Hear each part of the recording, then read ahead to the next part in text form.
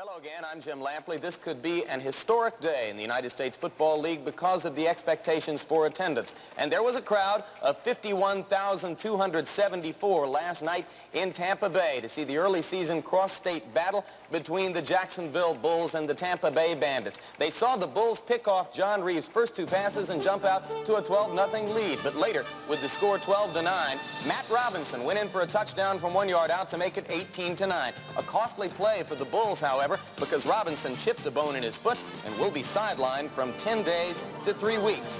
A Tampa Bay field goal made it 18-12 at the half. The Bandits came out firing in the third quarter. Reeves finding Eric Trevelyan for this 33-yard scoring strike. And very shortly after that, Tampa Bay struck again, taking the lead for the first time at 25-18 on Greg Boone's 9-yard run. But with Robbie Mahfouz at the controls, the Bulls came back to tie the game at 25 on Willie McClendon's 6-yard run on the opening play of the final quarter. Finally, it was left for Zenon Andrusicyan. The veteran kicked this 30-yard field goal with 2 seconds left to give the Bandits the win, keeping them unbeaten, giving them the bragging rights to Florida for right now. Elsewhere in the United States Football League, big news all week. Earlier in the week, you know that Herschel Walkers signed a contract extension with the New Jersey Generals, which will keep him in the United States Football League through the 1989 season. You know about the $40 million Young contract. Trump says this one's better. I want to say that I'm very happy to stay in the USFL, and I think that's the reason that I'm saying is because I think Herschel Walker and USFL goes together. I love it in New York. I love it in New Jersey, where going into the NFL, I'm able to end up somewhere else. And I don't think I can handle that well. The man who's been compared so frequently to Herschel, Marcus Dupree, practiced all week for the Breakers. New Orleans coach Dick Curry anxious to see his new running back in action today. What he's going to do and hope to get something, out of him in a limited manner for the game, but he will play quite a bit. We have learned from the United States Football League office that the Chicago Blitz have loaned the draft rights to Nebraska wide receiver Irvin Fryer, perhaps the top offensive prospect left among those coming out of college, to the New Jersey Generals, and that Fryer's agent, Jack Mills, will be in New York tomorrow to talk to Donald Trump of the Generals and perhaps to begin negotiations for Fryer's possible signing with the Generals. Also, you know from earlier in the week that the league signed a 15-year stadium lease with the Orange Bowl. If a qualified owner can be found, there'll be a Miami franchise in the USFL next year. In the New York metropolitan area, there has been talk of building a domed stadium in either Brooklyn or in Queens. Political officials here have been assured by the USFL that if such a stadium is built, a USFL franchise will be immediately awarded to the New York area. And finally, I'll be here throughout the rest of the day to keep you up to date on other news which may emerge from the USFL and to keep you up with scores and highlights of all the games in the league. And you'll be at your game right after this. Clear, however, in New Jersey as the Stars 2-0 meet the Generals 2-0 at Giant Stadium. It had been the hope of New Jersey Generals owner Donald Trump that he would have a full house for his team's home opener, but the weather has not cooperated over the last few hours. The temperature is in the high 30s. There is still some snow lying about the countryside. The wind is blowing out of the southwest at 25 miles an hour. Humidity is high, as you can see, and it's created quite an uncomfortable chill factor down into the 20s. The record for the Stars and the Generals, Philadelphia beating Memphis and Washington in their first two games, and New Jersey winning over Birmingham and Jacksonville. Hello again, everybody. I'm Keith Jackson. Neither one of these teams have broken out with their offense for 1984. The defense has been carrying both of these football teams. Chuck Fusina is the scrappy quarterback for the Philadelphia Stars. He was the catalyst for this ball club a year ago. And Chuck says this about the change going into the second season. Well, we felt last year that we were a successful ground team, but this year we know the defense is going to be a lot tougher. The whole league's going to be a lot tougher, so we're going to have to mix it up. Kelvin's a great running back, but he'll tell you, and any other good running back will tell you, you can't just run. You have to mix it up, and it's going to make him a more effective player. Chuck Fusina, the Philadelphia quarterback. Lynn Swan, our analyst and expert commentator. Swanee, both these teams, as I noted, have improved their defenses considerably. Philadelphia in particular with three people. First, defensive end, a rookie out of North Carolina, William Fuller. William Fuller is not the biggest defensive end you'll ever see, but he is very quick, and as it comes with a young rookie, plays with a great deal of enthusiasm. Well, that enthusiasm is tempered with some experience at nose tackle because they have acquired Pete Kugler, who played with the San Francisco 49ers. He had an excellent playoff series against the Washington Redskins and is playing with the USFL Stars because he's from Penn State, wants to be home. Along with those two, Garcia Lane is playing at cornerback. He is the fastest cornerback they have, and what he has allowed them to do is move Antonio Gibson to his natural position, that of a strong safety, which makes that secondary even stronger. It also, I think, points out two of the weaknesses of the USFL in their initial season. One was the pass rush. The other cornerbacks, and the old line is the Lord only makes so many cornerbacks, and most of them have been in the NFL, but they're bringing them around, and the evidence of Garcia Lane stepping in. Now, the New Jersey defense has improved with Gary Barbaro into the secondary, coming over from Kansas City, and the 4 old pro linebackers they've got in there, particularly Bob Leopold and Jim LeClaire. That's correct. The New Jersey Generals offense has been getting most of their credit, but Jim LeClaire brings leadership and experience along with Bob Leopold. Bob Leopold's 2 interceptions last week, 1 for a touchdown, 1 set up a touchdown, were key plays that allowed that team to win. Certainly, it's been the New Jersey Generals defense that has carried this team and their sluggish offense through their first 2 ball games. And New Jersey also has added some pass rush in this big fella, Lynn Madsen, a rookie out of Washington. He is big, he is strong. He is the primary beneficiary of experience at the linebacking position. He doesn't have to worry so much about what's happening behind him. He can look right in front of him and play extremely well, and he does play the run very tough. Now, quarterback Brian Sipe, New Jersey, not back yet. There had been some suggestions earlier that though he is dressed, could play today, but Brian answered that question this way. Well, I think some of the speculation was a little premature. It's only been 10 days since my operation, and I think if things work out, we'd rather have me sitting on the sidelines. What is your timetable? When will you be back? Well, the operations has been a real success. It really shouldn't take that long. The first talk was 3 to 4 weeks, but I don't think it's going to take maybe but half that, really. Walt Michaels, the coach of the New Jersey Generals, having come here after leaving the New York Jets. And it's been a very conservative New Jersey approach to the game of football. Jim Mora on the other side of the field, the head man of the Philadelphia Stars. I think probably waiting now and getting a little restless, perhaps is a fair way to put it, for his offense to get in gear. Because both these offenses have been leaving their defensive people out on the field quite a long time in the first 2 weeks of play. New Jersey will have the opening kickoff as Dave Trout comes out to kick it for the Philadelphia Stars. Rod Pegues and Marcus Hackett are the return people for New Jersey. The wind blowing at 25 miles an hour is gusting around the stadium. Now, this is a complete oval, enclosed, and once the wind gets swirling around down in here, you can't depend on it. You just don't know where it's going to take the football. And with that swirling wind, as we look at Rod Pegues, who will return for the Generals, the kicking game becomes even more important. Coming into the ball game, obviously the Philadelphia Stars have the best kicking team. You see that flag. Looks like it's just laid out flat with the wind sweeping behind it. The Philadelphia Stars and David Trout and Sean Landeta have 2 of the best kickers and punters that the league had in 1983. They led in various departments throughout the season. Landeta came out this morning before they warmed up, walking around in his street clothes, and he felt the wind and the cold, and he said, I'm going to be lucky to average 25 yards today. You may be right. All right, Trout now will kick from a hold, and Pegues averaging 16 yards per return, Hackett 20.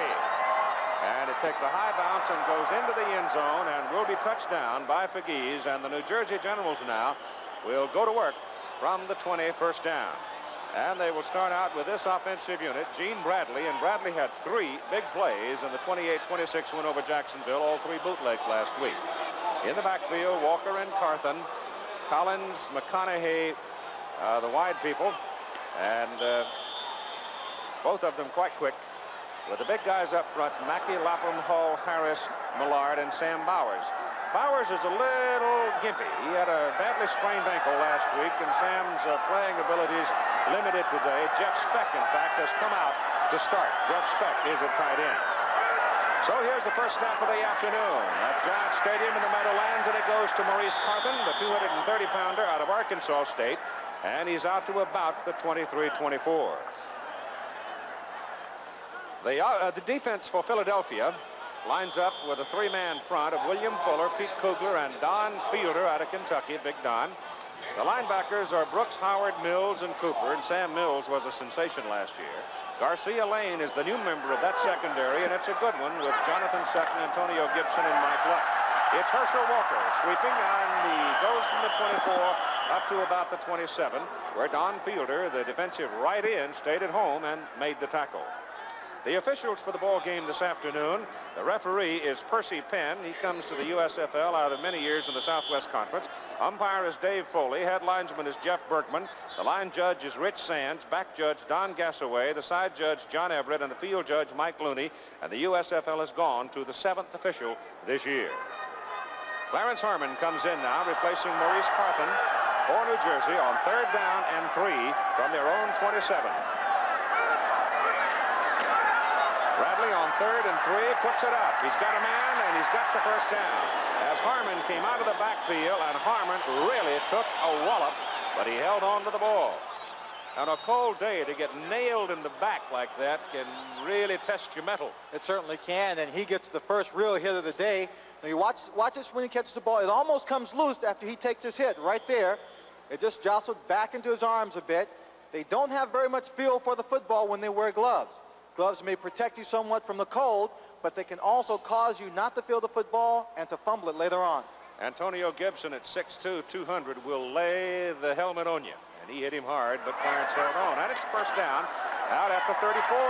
Bradley goes to the air again. He's lucky to get that one back, trying to swing it out to Herschel Walker. And it was almost 6 points for George Cooper, outside linebacker. And also, number 23, Antonio Gibson, was blitzing on the play. He came in off the backside, and George Cooper, well, he had the chance to pick that ball off in his hands, but he missed it. A couple of things to look for in this ball game. We've seen New Jersey play twice already. They won't do anything differently except try and establish the run, which they haven't been able to do successfully. The Philadelphia Stars, look for them to blitz quite a bit through the ball game. Ed Stobin is the defensive coordinator for the Stars. He's a brilliant defensive coach. They put the blitz on there. Mills was trying to come up the middle, and Sam did bounce off of the blitz. They picked him up on the blitz, but he just bounced outside and comes from the back to get Herschel Walker and bring him down. Mike Lush came up and helped on that tackle. Sam Mills, when he popped through, was able just to get a little bit of his ankles to slow him down a bit, let him know someone was behind him. And when he turned upfield, the free safety, Mike Lush, was there. Harmon is back in now. Pretty good receiver coming out of the backfield. It's 3rd down and 9 for New Jersey. The football is sitting square on the 34.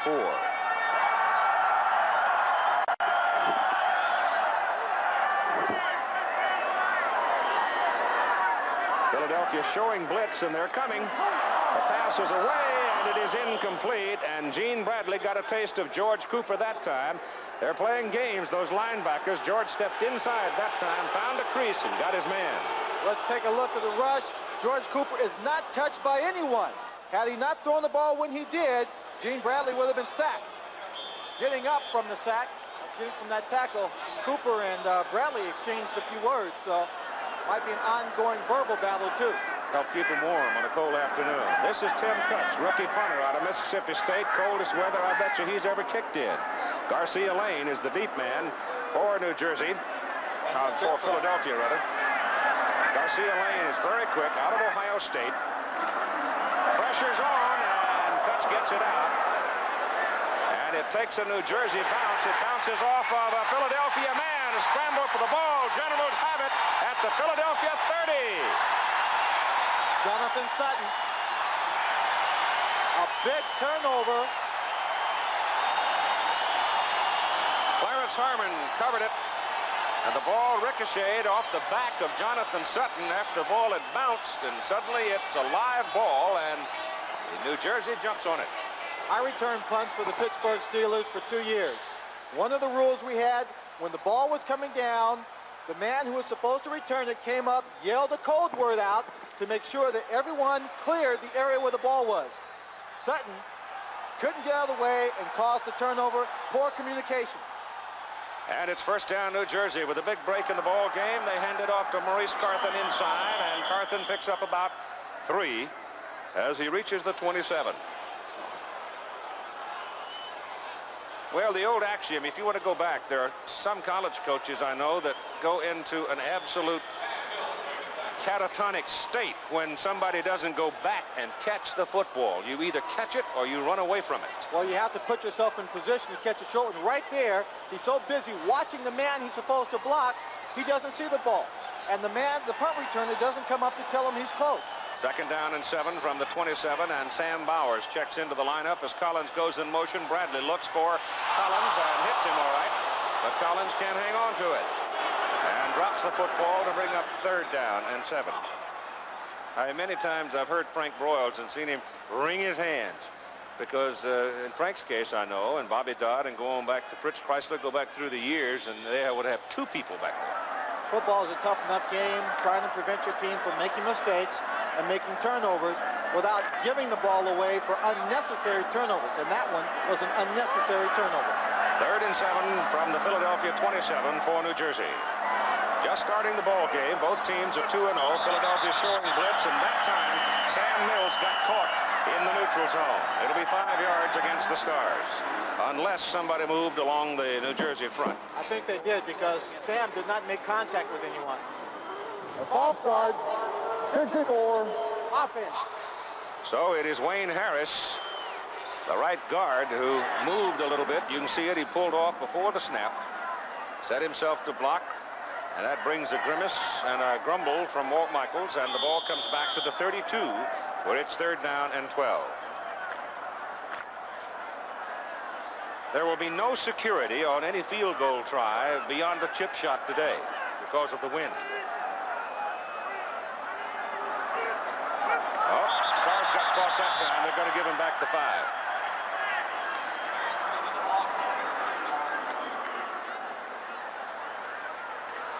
No, they're going to call it on New Jersey again. It looked to me like Philadelphia was in the neutral zone before the snap, and that time Dave Lappin. So obviously the 2 guards of New Jersey have been intimidated a little bit by Vince Tobin's defensive tactics here in the early going. Well, in their first 2 ball games, the New Jersey Generals have not played anyone that has blitzed a lot. They haven't seen a lot of movement and action on that defensive line. They've been told at practice, be ready for any kind of blitz. You're going to have to pick up a wide variety throughout the ball game. So it backs up 5 more, and now it is 3rd down and 17. The football is sitting back at the 37, and Bradley has time. Goes deep with it in the corner. And it is incomplete. The pass intended for McConaughey, and Tom is over there screaming that Jonathan Sutton was space guarding. And Bradley is hot about it, but no call. Well, Bradley sprinted a good 30 yards to run downfield. Well, watch Sutton. He's got his back turned. And what he's calling is space guarding. You see right there, both men are making contact. McConaughey puts his short arm around him. Sutton didn't get a chance to get his left arm up because McConaughey had grabbed it. And now Cutts is in for his 2nd punt. His first one was 36, and Philadelphia didn't handle the ball.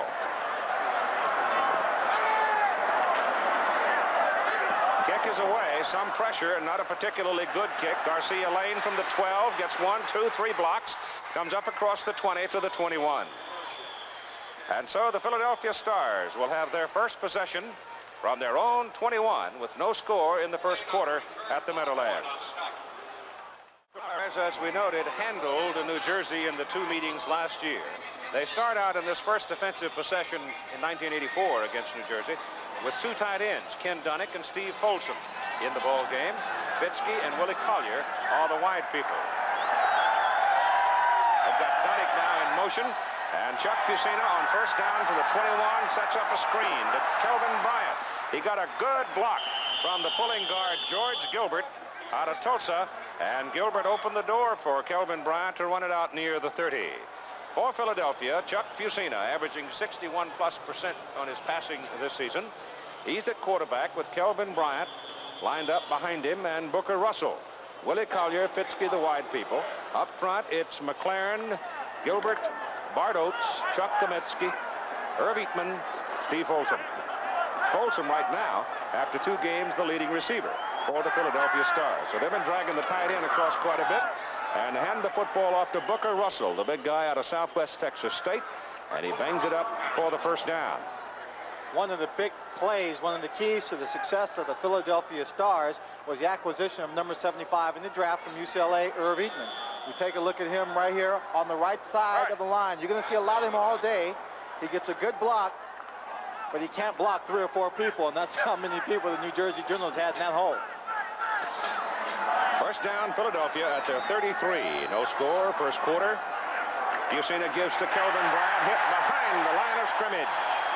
Popping in there is Jim LeClaire, inside linebacker, number 55. So the 12-year veteran from Cincinnati steps in and popped him behind the line of scrimmage. Kelvin came into the ball game averaging about 3 yards per carry, a little more than that. It's Lockett, Woodland, and Madsen up front. The 4 linebackers, all NFL veterans, are Harper, LeClaire, Horn, and Leopold.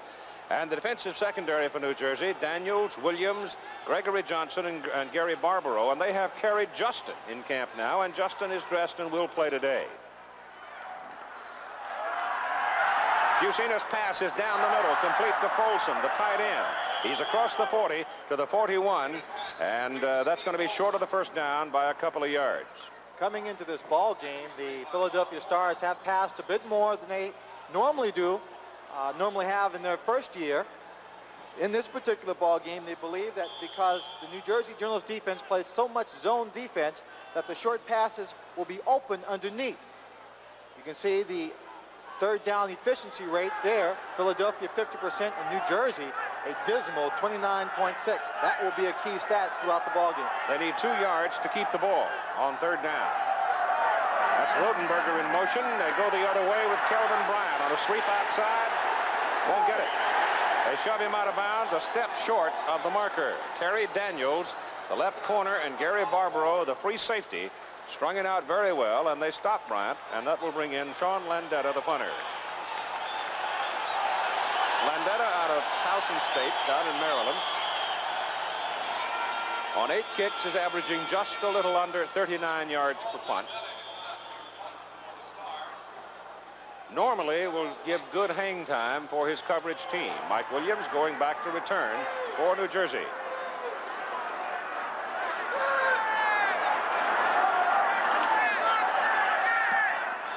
Good punt. Gets it to turnover, and Williams at his 14, looking for a little daylight. Can't find it. Brought down by Mark McCants, the hot man, at the 17.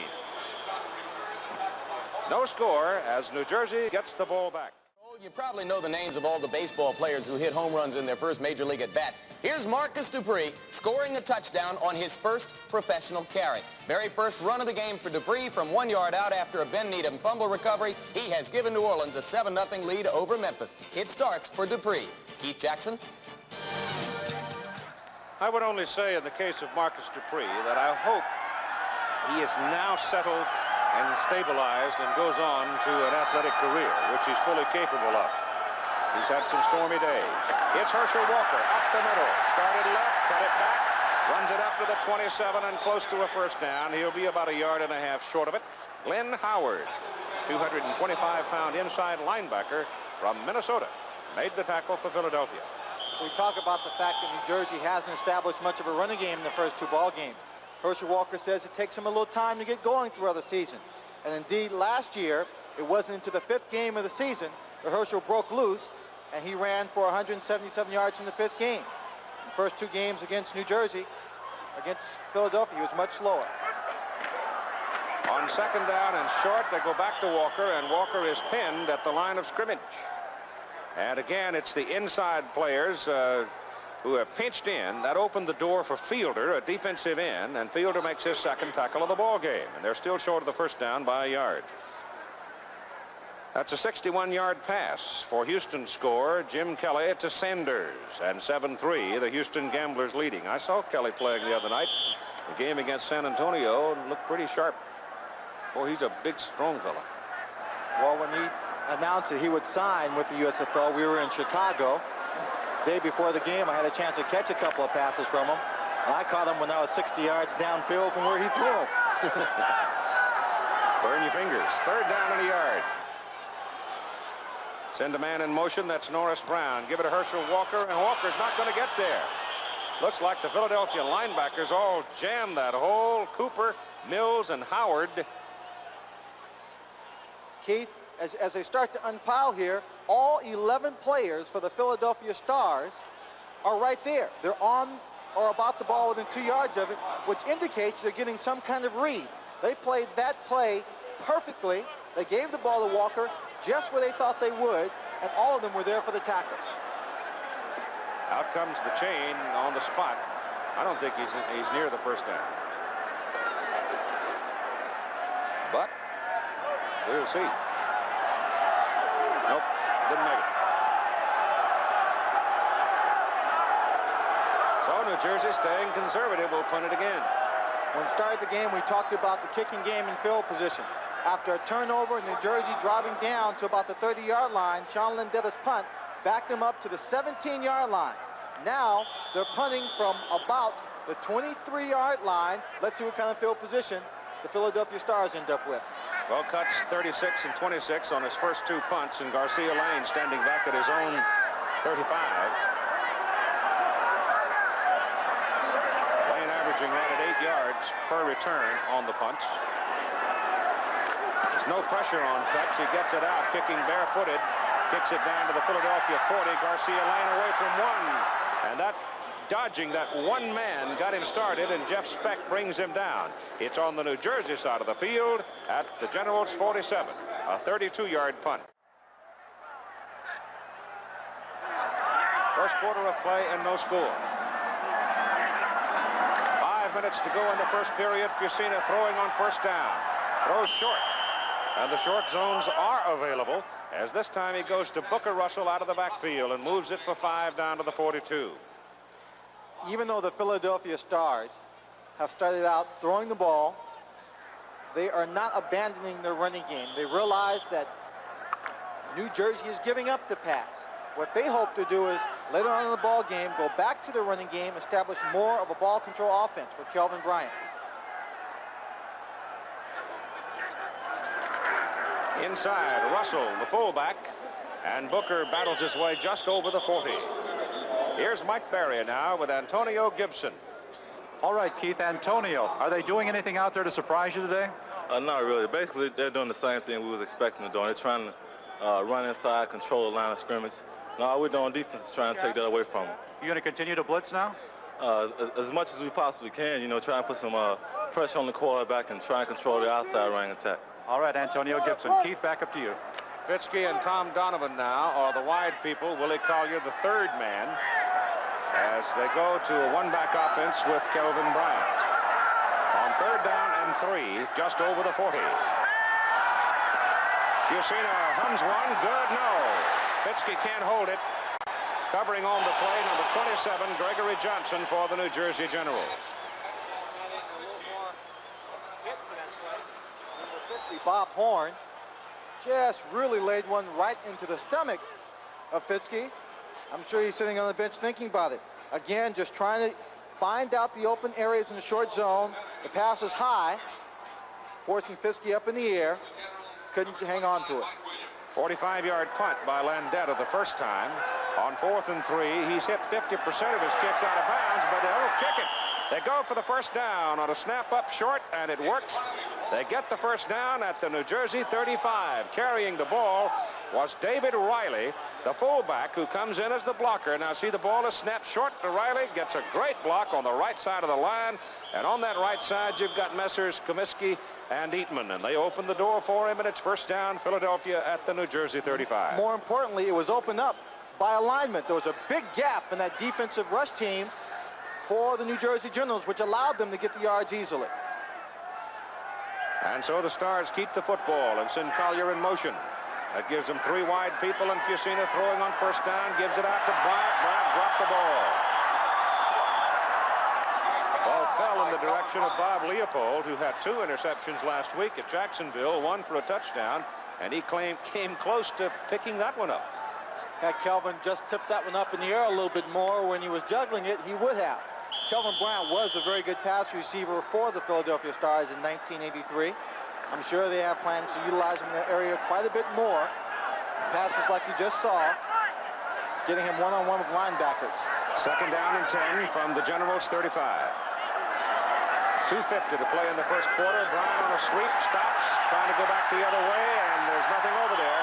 He loses a yard. There was good pursuit from the weak side, and they get their man short of the line of scrimmage. Now Alan Harbin, number 22, comes into the backfield. Willie Harper. He's going to take off his gloves. Willie Harper is hurt on the play. His right leg, he's just holding it there on the ground. So you've got a timeout for the injured linebacker Willie Harper with 2.5 minutes to go in the first quarter here at Giant Stadium at the Meadowlands, and no score. Jim Lampley again at ABC Sports Control. The Memphis Showboats have answered Marcus Dupree's breaker touchdown with one of their own, a 15-yard run by Alan Reed. This ties the game at 7-7, still in the first. And Keith Jackson, with regard to your comments about Dupree's stability, we should note that only the first year of the 5-year contract is guaranteed. After that, Keith, he'll have to earn it. Now let's go back to Keith Jackson in the Meadowlands with Lynn Swan. Here at Giant Stadium, third down and 10 for Philadelphia. 5 defensive backs are in. They've got Freddie Gilbert and Lynn Madsen both in now to generate some pass pressure, some pass rush pressure on Chuck Fusina. Harvin and Bryant in the backfield. Pretty good protection for Fusina. The pass is away. The pass is incomplete as Bryant had come out of the backfield, and covering on the play was Jesse Johnson, who played 3 years with the New York Jets. That ball was right on the hands of Kelvin Bryant, but he couldn't pull it down, and so it is fourth down, and back comes Landeta or Trout. It'll be Trout. Kelvin Bryant standing on the sideline, has his hands between his legs, trying to keep him warm. Obviously, the cold weather is affecting him, and he just doesn't seem to have a feel for the football. On a windy day, this is an ambitious effort for Dave Trout. It'll be 52 yards, and he will kick it out of Tom Donovan's hole. His longest so far this season, 26. So David Trout from Pittsburgh is going to have a whack at it. He's got it up. It hits the upright. Hits the upright and kicks back onto the field of play. He had plenty of leg on it. He felt the wind was helping him a little bit. Jim Mora called it, said, go ahead if you think you can do it. He had plenty of distance, but he had no luck. Watch the ball now. It's going to hit that upright on the left-hand side of the picture and kick back onto the playing field, and so the Philadelphia Stars are turned away. At 2:04 to go in the first quarter, there is still no score. The New Jersey Generals will take over first down at their own 35, and of course a few years ago the rule wasn't that way. They would have been back at the 20 on a miss, but changed the rules to put a little more penalty on missed field goals, and so they get it at the 35. Good field position, and Bradley steps in to throw. Getting some heat. Now gets it away, and it is incomplete. It was on the hands of Jeff Speck. And going apparently from left to right is where they're going to have their most trouble with the wind. Bradley is now 1 out of 6 for 7 yards.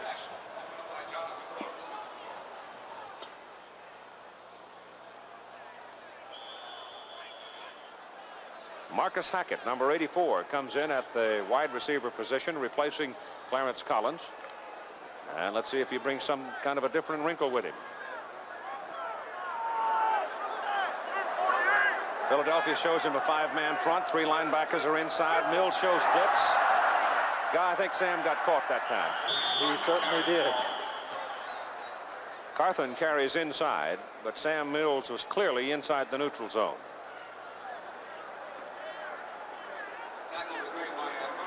Antonio Gibson lined up as if he were a linebacker in that defensive formation. So that's 5 yards called against Sam Mills. You've got 1:52 to play in the first quarter. No score between New Jersey and Philadelphia. These two teams playing in the Atlantic Division of the Eastern Conference. And in case you didn't hear, Marcus Dupree, in his first game, on his first carry for the New Orleans Breakers, ran it in for a yard touchdown. And Memphis came back. That game is even at 7. Second down and 5 from the 40. Walker in motion. Bradley gives it to Carthon. Walker gives him a block. And Carthon gets around the corner and gets a general first down. At the 47, Mike Lush made the tackle for Philadelphia. Herschel showing a little versatility as a blocker. He took on the cornerback, Garcia Lane. Just hit him hard enough, stayed with him long enough for Carthon to come up inside and pick up that first down. He ought to handle him. He's got a 50-pound weight advantage. Those cornerbacks are sneaky, though. They get down low, they hide, they do everything they can to keep from being knocked down. First down, Generals from their 47. Again, Walker in motion, same play. Except Carthon turns it inside, and Herschel Walker didn't get his block that time because he was farther downfield. Kugler made the tackle. Right now, let's join Jim Lampley at our studios in New York. Well, Keith, out in Denver, Michigan quarterback Bobby Hebert threw an early interception to make a wildly enthusiastic Gold crowd even more so. But then Michigan came back with an efficient drive, climaxed by this 4-yard Hebert to Anthony Carter touchdown pass, and the Panthers are on top of Denver in the second quarter, 7-0. Back to you, Keith. Second down, 7 for New Jersey. The ball is on the Philadelphia side of the field at the Stars' 49, and Bradley's pass is good to McConaughey. Tom McConaughey, not the swiftest, but the young man from Central Arkansas, a great pair of soft hands. He just nestled it in and made the catch in front of Jonathan Sutton. The quick slant going into traffic, that can be a very, very dangerous pass play. If it's picked off, you can almost guarantee it's a 100-yard dash for a touchdown as we wind down a very fast first quarter of football. So after 15 minutes at Giant Stadium, Brian Sipe, dressed today, had arthroscopic surgery on his knee after the first game of the season at Birmingham. And he might start moving around some next week and conceivably could play maybe 2 weeks from today. Right now, the New Jersey Generals have the football, first down at the Philadelphia 37. And no score to begin the second quarter. Gene Bradley played very well last week at Jacksonville. Gives the ball to Carthon, and he cuts it back against the grain. And he goes for a first down to the Philadelphia 24-yard line. So the Stars are moving. And here again, Jim Lampley. Memphis had answered to tie the game at 7-7. The Breakers came back, and here is the second touchdown. The early going of the career of Marcus Dupree. This one from 2 yards out. He's got 2 TDs and has given New Orleans a 14-7 lead in the second quarter. Back to Keith Jackson. Kid may not know this is a tough game yet. He'll find out, I suppose. First down, New Jersey comes with the ball as Carthon bounces outside. He ran through one tackle. He ran through Lush's tackle and went ahead and picked up another 3 yards. Gets it inside the 20 to about the 18. Garcia Lane finally brought him down. He's a hard, tough running back. 230 pounds from Arkansas State. He is big and very quick, and with everyone keying on Herschel, he's going to have big yards. You see that New Jersey offensive line just completely closed down the defense of the Philadelphia Stars. Second down, 4. As Carthon picked up 6, he has 6 carries and 40 yards in the ball game. And the Generals now getting into door-knocking territory as Walker shakes a tackle, breaks for the corner. And down inside the 5 to the 3, where Garcia Lane kept him out of the end zone.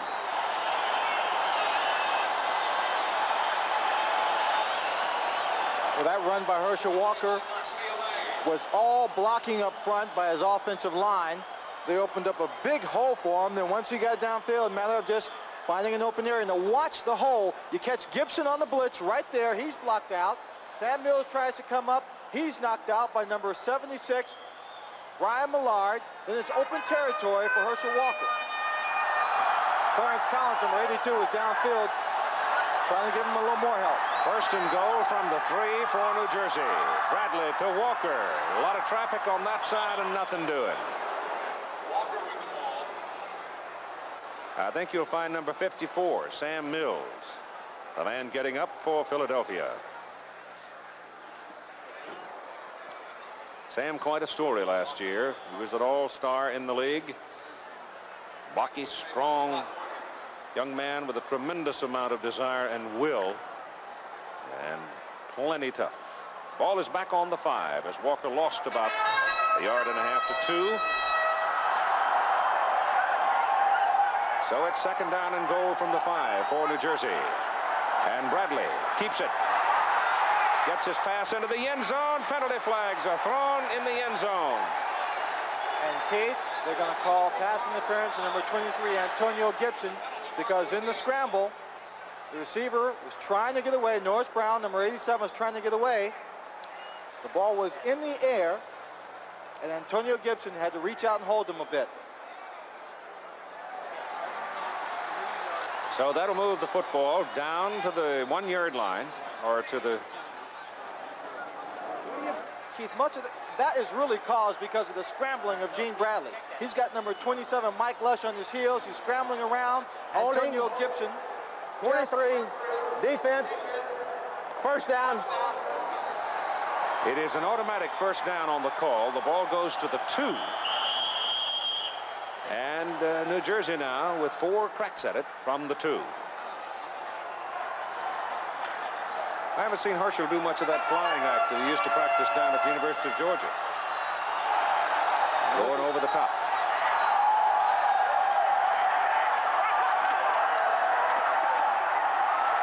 Walker shoves his way to the goal line, but he's not in there.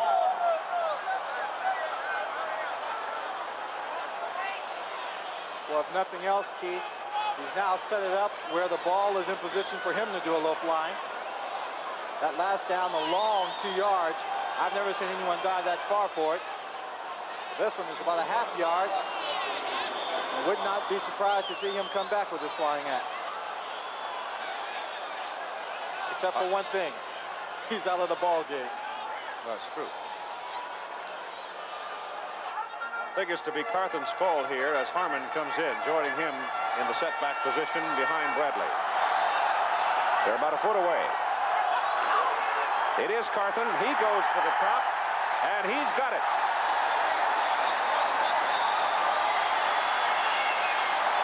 Maurice Carthon scores his 3rd touchdown of the season. Sam Mills hit him right at the top and knocked the ball loose and into the hands of Lush.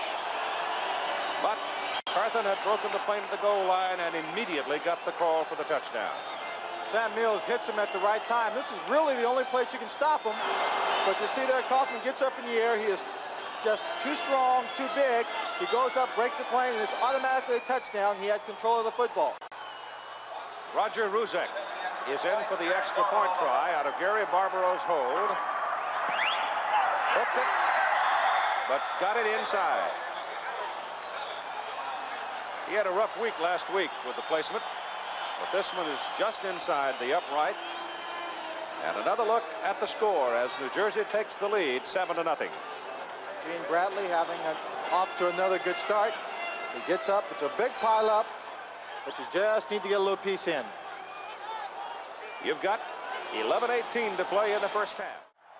You've got quite a bit of snow still laying around the landscape, and you've got some snow inside Giant Stadium, and there's some idiots up above in the upper level throwing snowballs downstairs, and they're making it miserable for some of the other people. It's too bad.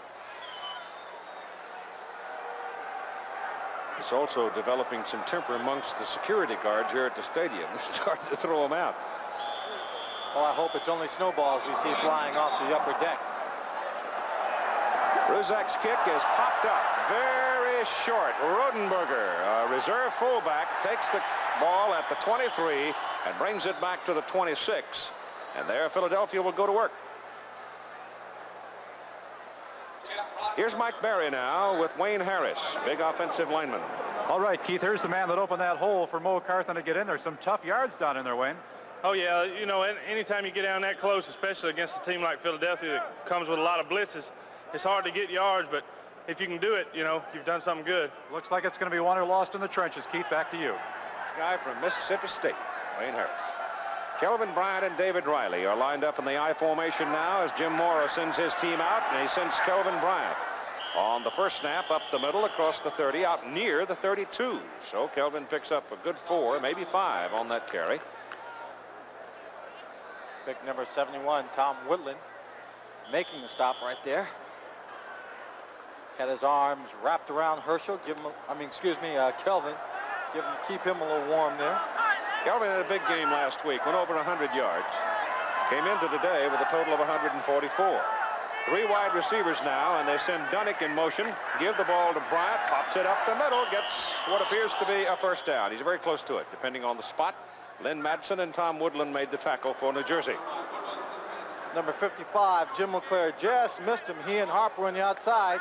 It was just Kelvin Bryant running to the outside. It was a quick cut back to the inside that allowed him just to shoot right by Jim LeClaire. Jim LeClaire couldn't stop himself to get back in time to get a hand on him. Kelvin, a rangy fellow, pretty good size, long legs, and very quick. You don't really get a solid shot at him a lot of the time. The chain's on to check to see whether or not he picked up the first down, and you can see that he did. Here are scores of other games. In the second quarter, Michigan 7, Denver nothing. In the second quarter, New Orleans 14, Memphis 7. The ball is at the 37 for the Stars. Riley and Bryant, the setbacks.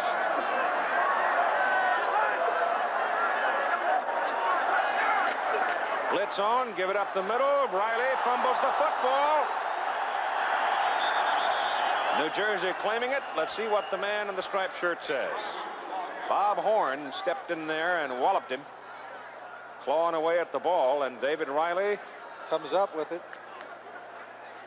He's got the ball in his hand. Keith, that play was made because Jim LeClaire, I don't know if it was a blitz or a stunt, but you see him right here. He shoots right up in the middle, and the center doesn't have to block him. Pick number 69, right guard Chuck Comiskey, doesn't have to block him because he takes himself out of the play and creates an even bigger hole to get the first down. On second down and 2, Bryant going for the first down, gets it as he moves the football to the Philadelphia 49, where James Lockett and Bob Horn double up for the tackle. Scores now, Houston 14 and Chicago Blitz 10, as Evans has scored on a 5-yard run. They're playing in the second quarter.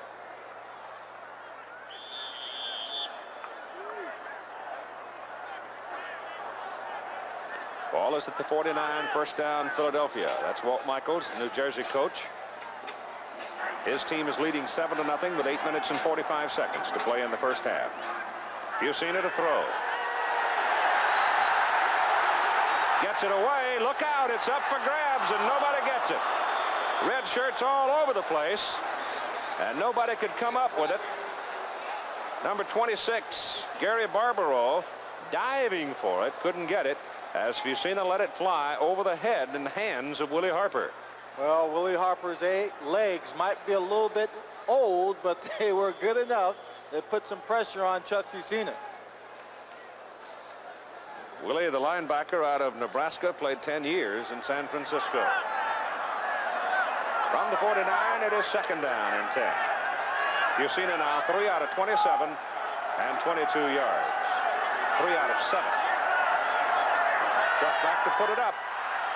Throws it short, screen for Bryant. Kelvin Bryant hit and pounded on down for one more step inbounds and moves the football to the New Jersey 45.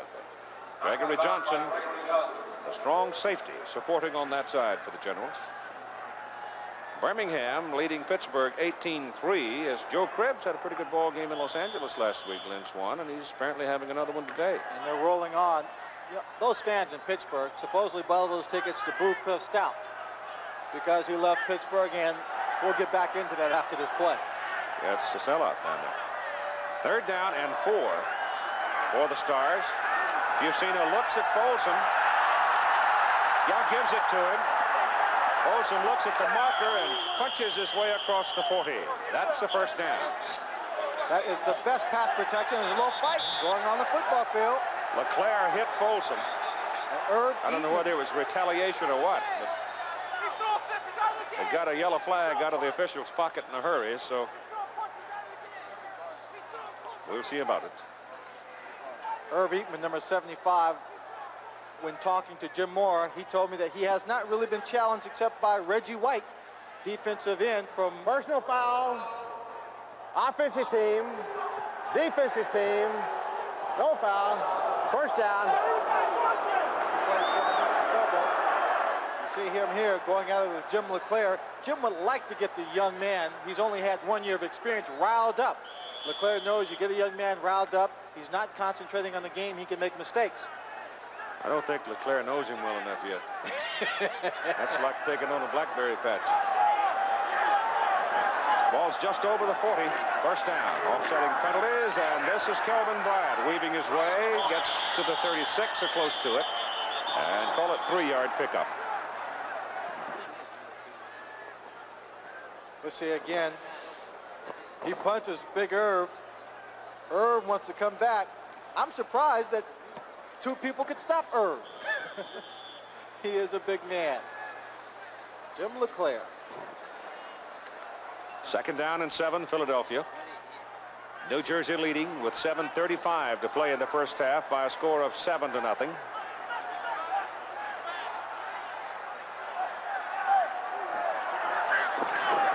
Fusina gives it to Kelvin Bryant, and Bryant is tripped up as he tried to cut it up the middle, and he couldn't do it. Jim LeClaire involved on the play inside with Bob Horn pinning him down. Wanting to make his presence felt early and throughout this ball game. Going back for a minute, Keith, to the Pittsburgh game. It's a sellout.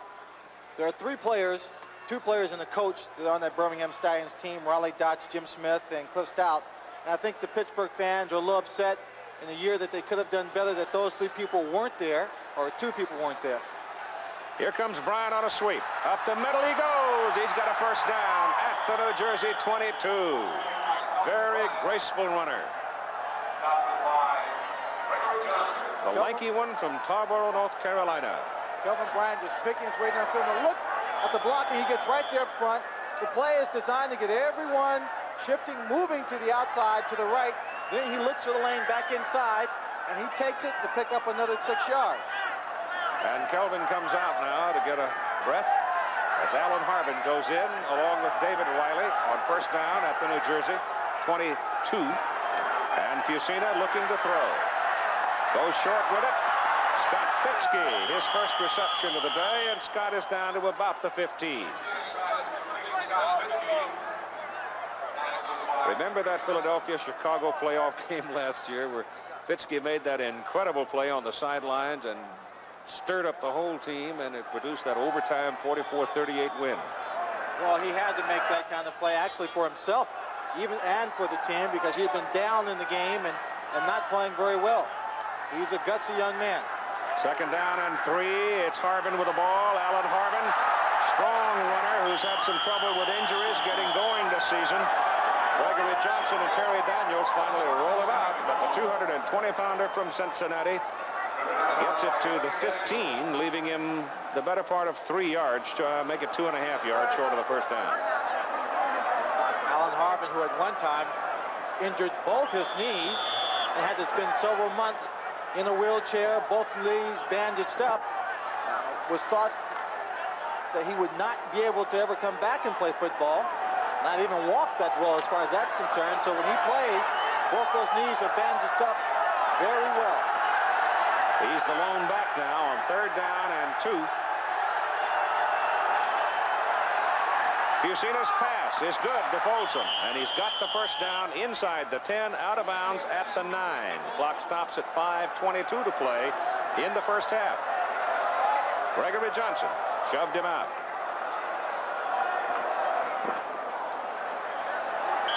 So Philadelphia trying to respond to New Jersey's touchdown.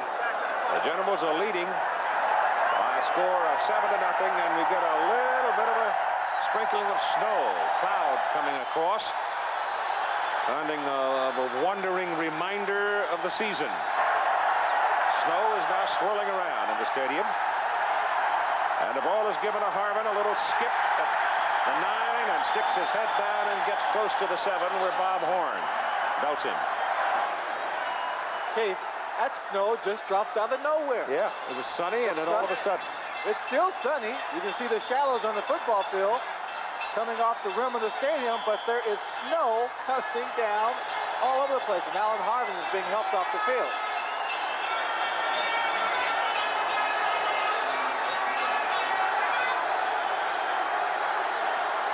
Yeah, Allen seems to be hurt.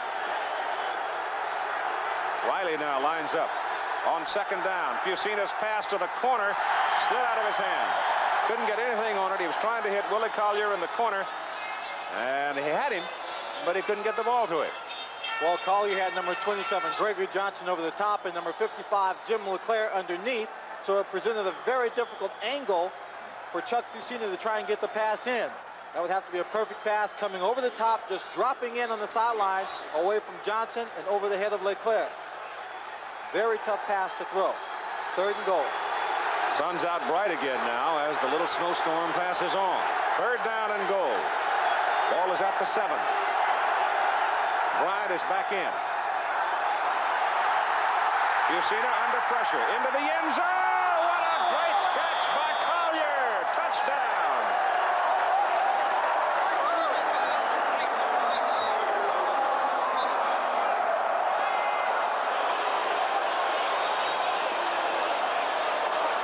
It's a 7-yard touchdown play. Willie Harper was all over Chuck Fusina now, and Chuck kind of throws it desperately. One of the first times we've seen the New Jersey team blitz. Everybody's coming. You see Harper looping inside. Collier makes a great adjustment on the ball. There's nothing Gregory Johnson, number 27, could have done to stop that pass. Tom Donovan puts it down for Dave Trout, and Davey drills it. And we're tied. With 4 minutes and 34 seconds to play in the first half, it is now a 7-7 ball game, and look at it from this angle. A terrific play by Collier. A great pass rush. Chuck Fusina showing his poise, his versatility. He puts it in the air away from the receiver. He has to make a great adjustment in the air, falling backwards. The only thing that could have been on Willie Collier's mind is to catch this football no matter what. No matter how I come down, catch it. It's a touchdown. Let's take a look at the pressure. You see LeClaire coming in. Willie Harper looping inside in the open hole created by LeClaire. But look at Fusina. He just drifted to the outside, placed it one in the air. Willie Collier, University of Pittsburgh, hauls it in to help them create a tie ball game. What, 16 plays in it, right? 16 plays and 74 yards in 6 minutes and 44 seconds. Great ball control. Ball is finally picked up by Marcus Hackett for New Jersey, and Marcus, with a big return, comes up across the 35 and reaches the 37. So New Jersey in a 7-7 ball game now, and 4:24 to go in the first half. Will start from their 37. You've got Herschel Walker and Maurice Carthon lined up now in the same backfield behind Gene Bradley as New Jersey goes to work in a 7-7 ball game. And it is Carthon. And Carthon hit behind the line of scrimmage by free safety Mike Lutch. Here's Mike Berry now with Willie Collier. All right, Keith, here's the touchdown hero. I've never seen a guy stretch out for a ball like that. It has to feel good. Oh, it definitely felt great. You know, I just went out and ran the pattern I was supposed to run, and luckily Chuck threw it up high enough where I did have a chance to reach up and get it. That offensive line's giving him a lot of time, too. Oh, yeah, we're going to need that throughout the game. You know, we just got to hang on in there and get our running game going, and I think we'll be okay. Thank you, Willie. Keith? 2nd down and 10 as Lush's play on Carthon kept him at the line of scrimmage. Sam Mills showing blitz. Give it to Walker. Walker finds some room on the right side, and Herschel is out to the 41. George Cooper brought him down. George out of Michigan State. Keith, that play before the last one we just saw with Mike Lush coming up. Mike Lush is the free safety. Now, when he comes up like that, he's coming up real strong to stop the run back to the weak side. What I think the New Jersey Generals will do later on in the ball game is run or play action passes back to that weak side. Because once they get him up to look for the run, they can loop a receiver right behind him in a big void in that secondary. McConaughey comes wide to the left on 3rd down and 6 for the Generals. Sutton comes up to cover him. Bradley gets it away in a hurry, trying to get it to Speck, his tight end. And Speck is drilled by Lush. And Mike gave him no chance to catch the ball, and New Jersey will have to punt it away. We'll just take a look. Of course, Sam Bowers is the man who was a key tight end who was hampered with a sprained ankle, is not going to play much today. Speck comes in, he has a chance to catch it, but Mike Lush separates him from the ball and his concentration. Tim Cutts is in. He's in for his 4th punt. 36-26-32. He's a barefooted kicker. And he's got cool tootsies out there, I'll bet you. Pressure. Gets it out. Takes a New Jersey bounce, however. Big one. Finally, it curls back upfield, and the Generals down it at the 20. It was a 39-yard punt with the roll. So Tim Cutts has yet to find himself as the punter for this New Jersey football team. Rosario, gosh, I remember him from about 4 years ago when he first showed up as a young boxer. He is a terrific-looking fellow, and it's his first defense of the WBC Lightweight Championship.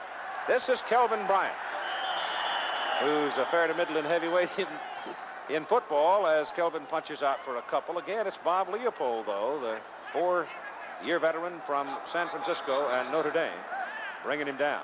Philadelphia's offense so far has been 54 yards on the ground and 54 yards through the air.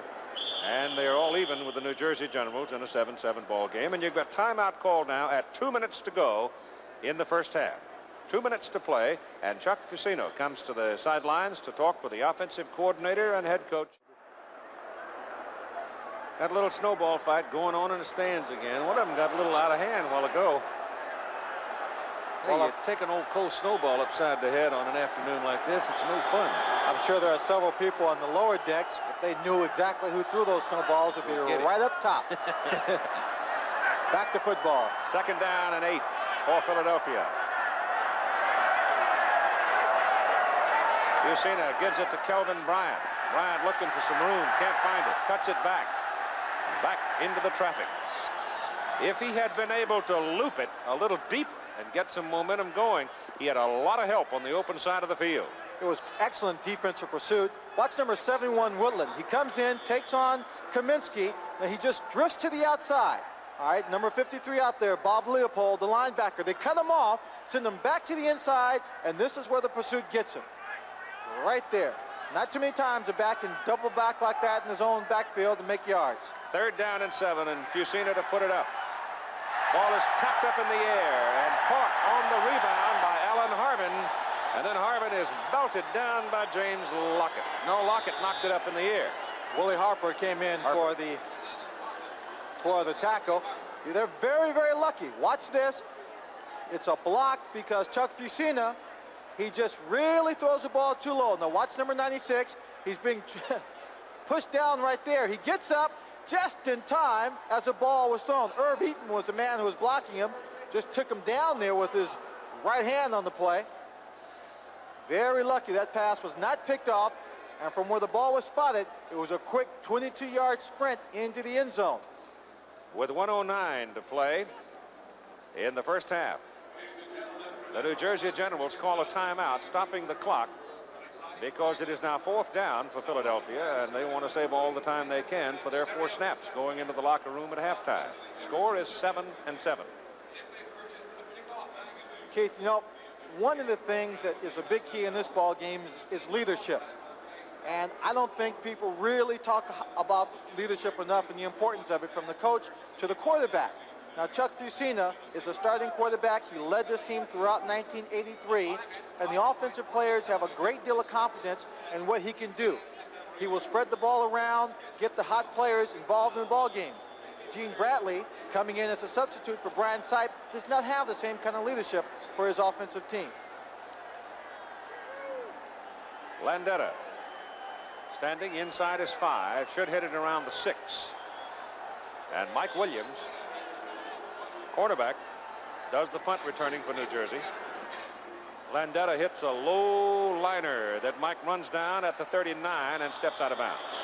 So that stops the clock with 1:01 to go. It was a 44-yard punt for Landetta.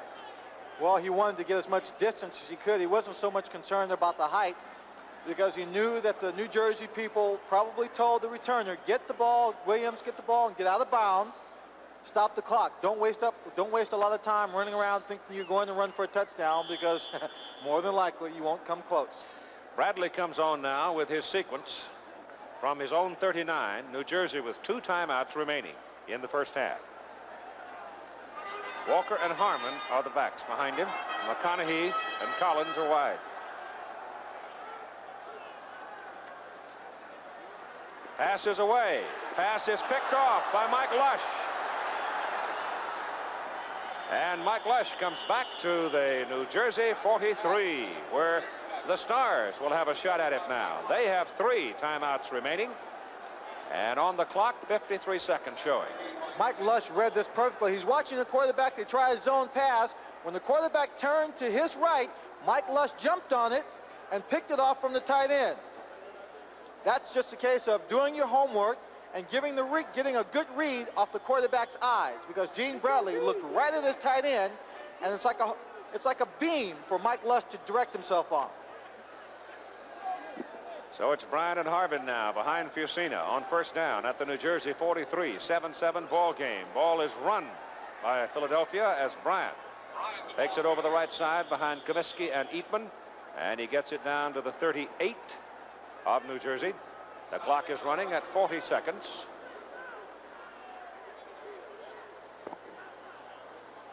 Philadelphia going without a huddle, trying to hurry. 30 seconds. Fusina back to throw. Goes over the middle with it to Harvin, and Harvin gets what appears to be a first down, and that'll stop the clock. Well, it hasn't yet. The clock is still running at 20, and it's not a first down. We did not get a report on exactly what was wrong with Allen Harvin when he came out, but after he took that pass, he came down pretty hard on the ground. He got up kind of a little bit shaky. He looked like something was wrong with his head, like he just was not in sync. Yeah. Philadelphia finally called a timeout. They thought they had a first down, which would have stopped the clock in the final 2 minutes of each half, but they did not have a first down. This is going to be a close ball game. It will not get out of hand. Neither one of these teams wants to go to the big play. Let's go down on the field right now to Mike Berry. All right, Lynn, I'm with Mike Lush, the fellow that made that key interception, especially this late in the first half. You want your team to get the ball back now. Yeah, we're hoping we can get at least 3 points out of this. There's only a few seconds left, but they tried to spread me out as wide as they could, and I was fortunate enough to get the interception. I just hope they can get 3 points out of it. All right, thank you very much. Back upstairs. First down, you've got 3 wide receivers in the ball game: Fitzke, Collier, and Donovan. Fusina back to throw. He's going big. He's got Collier. Dropped it with 8 seconds to play. Terry Daniels, he got behind Daniels, and the ball was on his hands. But running as hard as he could, the football lofted high in the air, and the wind doing things with it. Willie just simply could not get enough of it to pull it down. A tough catch. Appeared not to be as tough as the one he called earlier for the touchdown. He's got his man beat, but there was a little bit of jostling as the ball was in the air right there. Could have thrown him off just a little bit. The ball still on his hands. It should have been a catch. So it is second down, 8 seconds to play. The football is at the 29 of New Jersey. Fusina with time, throws it short, pass is incomplete, and you've got 4 seconds to play. And now they've got to make up their mind to give Dave Trout a shot at it, and that's what they're going to do.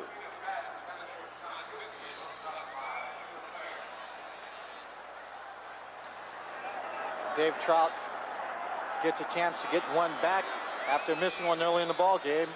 You recall that kick for a field goal. He had enough distance, but it hit the right upright and bounced back. It'll be a 46-yard try. He tried one from 52 going the other way. It hit the upright. Got a lot of leg on it. It hit the upright again. Can you believe it? From 52 and 46 yards, Dave Trout with plenty of leg, and twice now he has hit the right upright, and it's kicked back onto the field. No good. There must be a homing device attached to that ball in the right upright that meets goalpost. I don't know what the odds are of this happening twice to a kicker in the ball game on 2 consecutive kicks, but it happened to Dave Trout. Just a quarter, half an inch more to the inside, it would have been good. Let's bring you up to date on what is happening elsewhere in the United States Football League.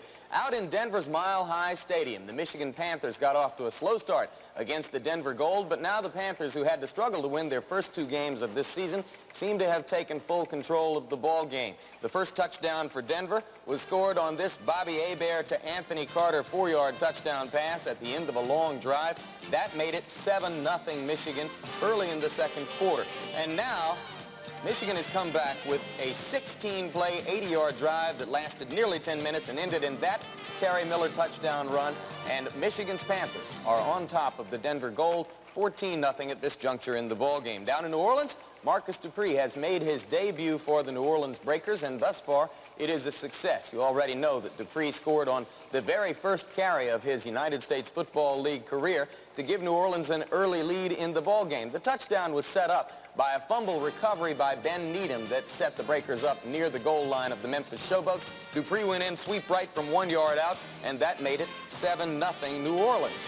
But Pepper Rogers' team countered as the Showboats came back to score on this 15-yard Allen Reed touchdown run, and that tied it back up at 7-7, still in the first quarter.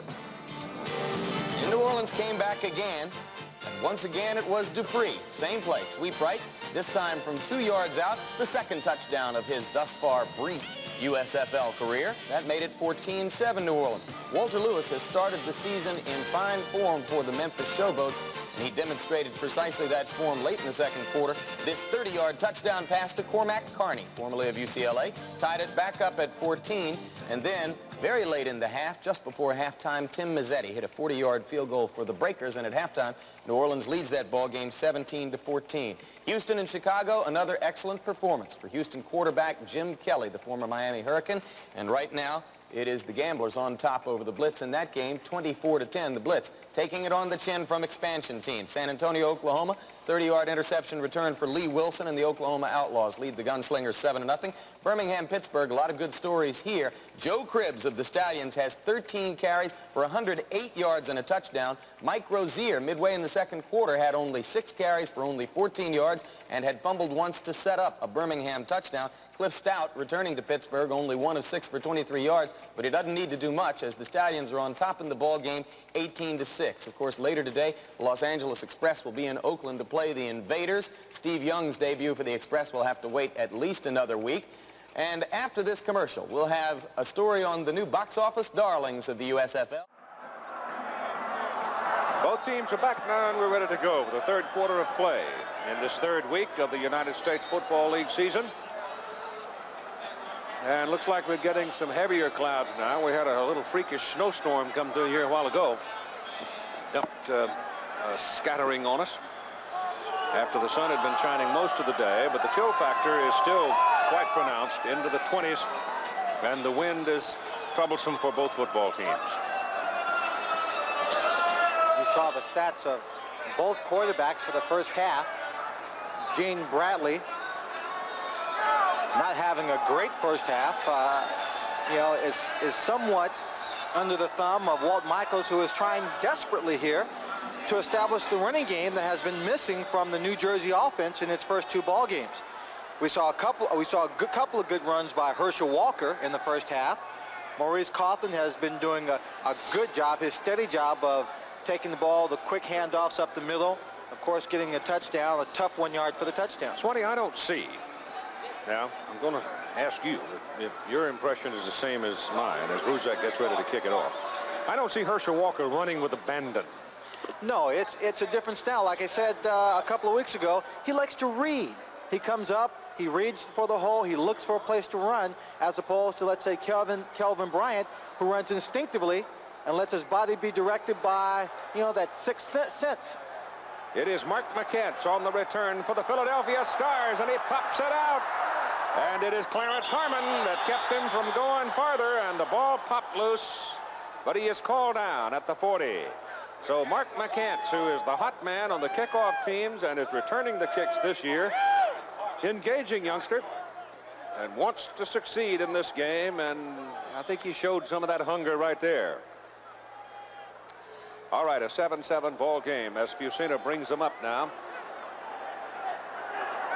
Chuck out of Penn State was a great quarterback under Joe Paterno, quarterback that great 78 Penn State team in the Sugar Bowl. Boy, does Kelvin Bryant take a hit there, and the ball looked like it popped loose.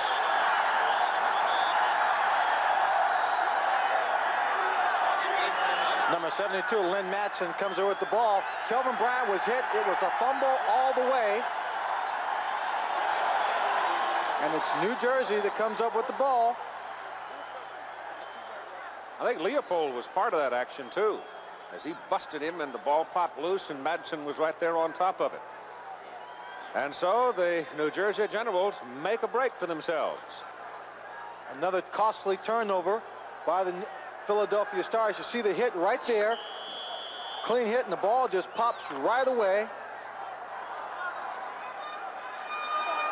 And New Jersey goes to work just inside their own 43. Bradley sets him up and brings Collins back toward the line of scrimmage in motion.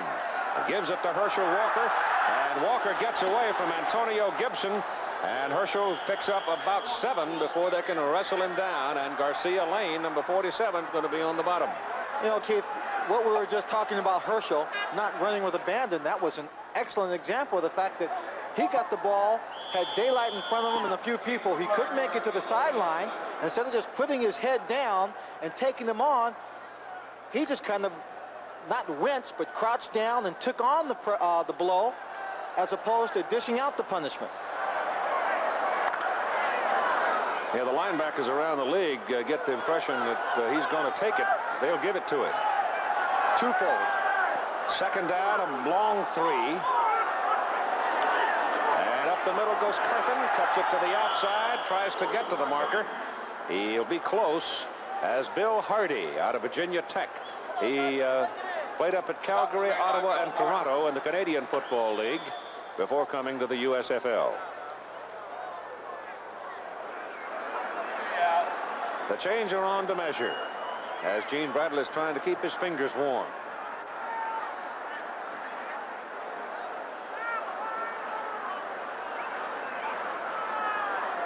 Short.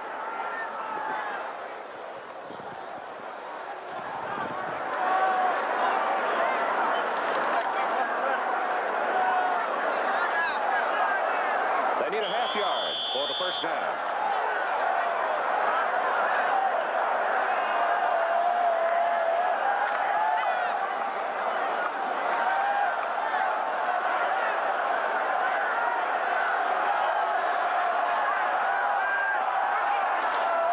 It's Carthon on a sweep on 3rd and short.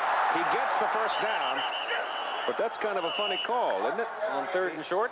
Well, I think it's a tactical call. You know, 54 Sam Mills and 56 George Cooper on the tackle. Everyone expected him to come up the middle, so with all the traffic's in the middle, he went to the outside. Let's go downstairs to Mike Berry with David Trout. All right, not once but twice, David, you've hit the uprights. Ever feel this wasn't your day? It just wasn't meant to be. Wasn't up there, you know, maybe next time, 3rd time, maybe a charm. How do you keep your confidence after that? In the Lord. Okay, back upstairs. What did he say? In the Lord. Here comes Collins in motion. Walker on a sweep right, caught behind the line of scrimmage and dropped by Pete Kugler, the nose tackle. And so we get a chance to call Pete's name as the ex-Penn Stater, the Nittany Lion, gets Walker behind the line of scrimmage. Pete at 6'4", 255, 2 good seasons with San Francisco. People all that talking about money and everything. Now here's a fellow who I believe, and he has not personally confirmed it to me, but it's my understanding he took a little less money to come home. When I talked to Jim Moore, that's what he told me. He just wanted to play closer to home. Second down, 11, New Jersey. The ball on the Philadelphia 33, and Bradley back to throw. Has good protection. The pass is away and caught by McConaughey. Boy, I tell you, Tomic has got some hands, doesn't he? Tommy has excellent hands. He's the best pass catcher I've seen on this New Jersey team. He has excellent concentration. He makes the tough, what I call professional catch consistently. Now here, nothing pretty about it, but he just keeps coming back to the ball, so he's in position to make the catch.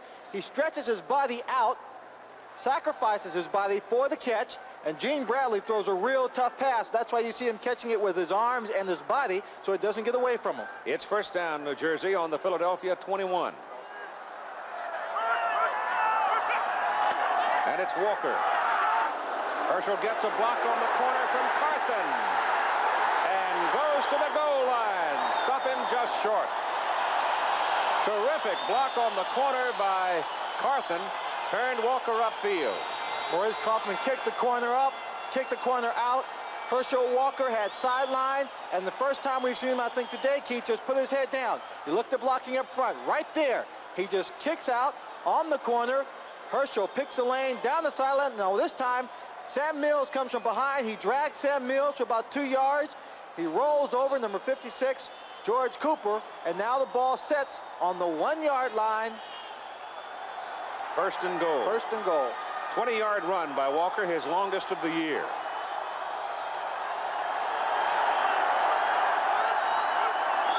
Philadelphia jumped offside. Contact was made. Looked like Don Fielder. Number 96, defensive end. Just popped off the line a little prematurely, trying to anticipate the snap, getting penetration. So, by worry of the penalty, the New Jersey Generals will pick up a big half-yard. Watch Fielder, he'll just come off right there, make contact, so there's no play. Doug Mackey took the blow, but then Mackey's big enough, he can take it. He's 290 pounds. Especially when Fielder doesn't unload on him. Harmon comes in now, replacing Walker. So look for Carthon to get it. If he takes it in the end zone, it'll be his 4th touchdown of the season.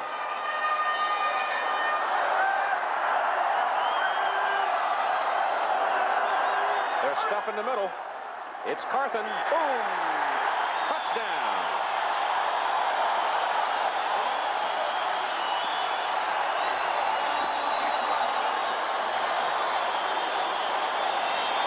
When you're in that close, your offensive line just has to fire off the ball as a unit,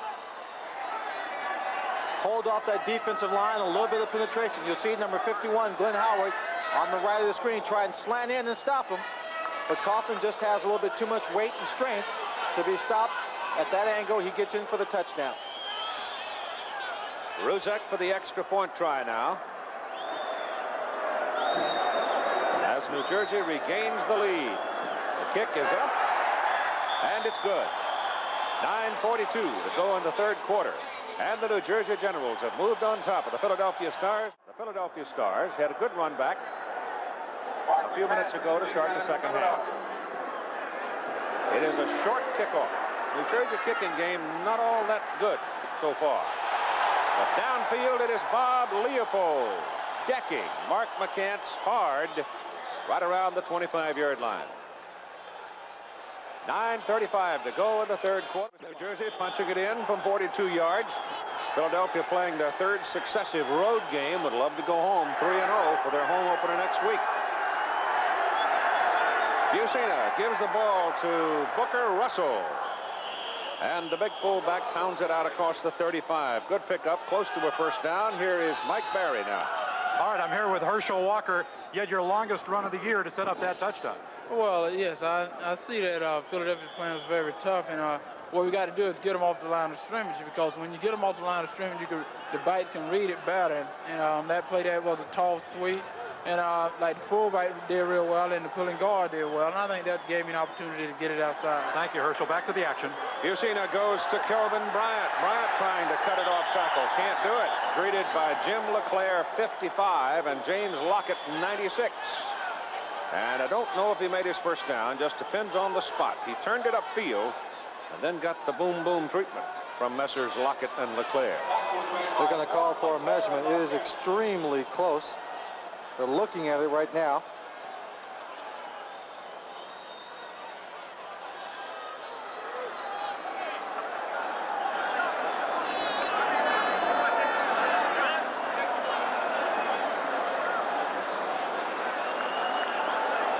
Got it.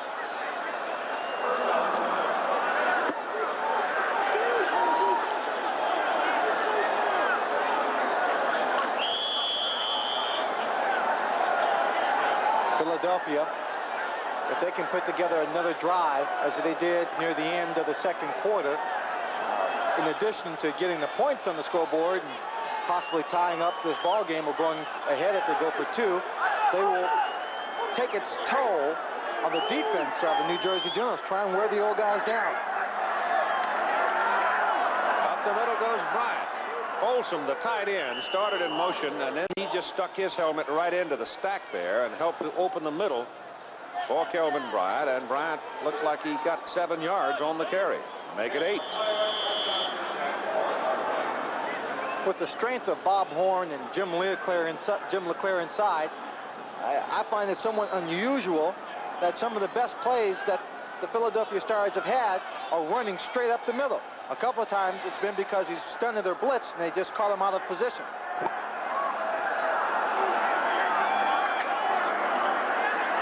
Bryant for the first down, and he's got it. Well, the offensive front for Philadelphia, George Gilbert is the only change in that front, but you got Gilbert at 270, McLaurin at 295, Oates 270, Comiskey at 290, and Eatman 270. I mean, let's face it, they can uproot a hickory tree. The Michigan Panthers jumping all over the Denver Gold out in the Mile High City today, and Houston Gamblers jumping on the Chicago Blitz. Jim Kelly having a big day for Houston. First down. Ball just over midfield, and it's Bryant running behind the left guard. And Bryant is close to another first down. He stopped just a yard short of it. Gary Barbaro made the tackle. That was running behind Gilbert and Oates that time. Gilbert and Oates. He had Steve Folsom, the tight end, going in motion. See right here. Look at the hole right there as Tom Woodland is blocked by Folsom coming across. Riley comes up. Booker Russell comes up. He gets his block, and they create a nice wide hole for Kelvin to run through. Second down and 1, just short of the 40 on the New Jersey side of the field. And Fusina on second down and short goes big for Folsom. He's there. He dropped it. Textbook football there, Keith, on the part of the Philadelphia Stars, except for the drop pass by Steve Folsom. They run the ball up the middle. They soften up the defensive line. They get everybody coming up. Then they go out with the pass up top. It's a zone route going over the top of the linebackers in between the corner. It's right in his hands. He just didn't hang on to it. Third and 1. And Alan Harvin lunging has the first down. Inside the 40, they'll mark him at the 38. That also is a very conservative or safe time to call that kind of play, Keith. At second and 1, you can afford to take that kind of chance as long as you feel you have the offensive line and the backs who can consistently get you the tough 1 yard for a first down. Beautiful thrown ball by Fusina.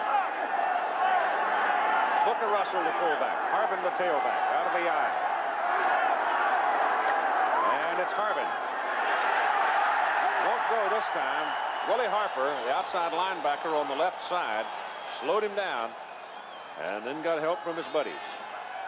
Well, the key to success in something like that, when we were talking about having second and short, is to, of course, to have a good play on first down. They didn't that time, but coming into the ball game, 44% of their first down plays, Philadelphia Stars had 5 or more yards.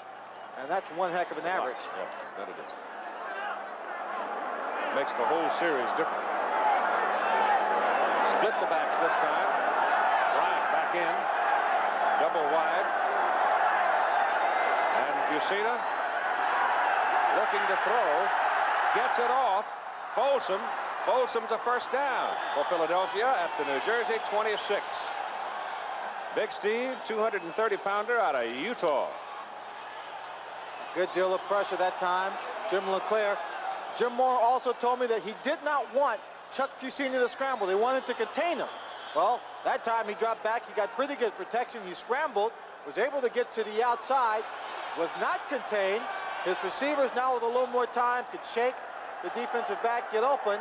A scrambling quarterback gives you much more flexibility, much mobility, and striking power. First down.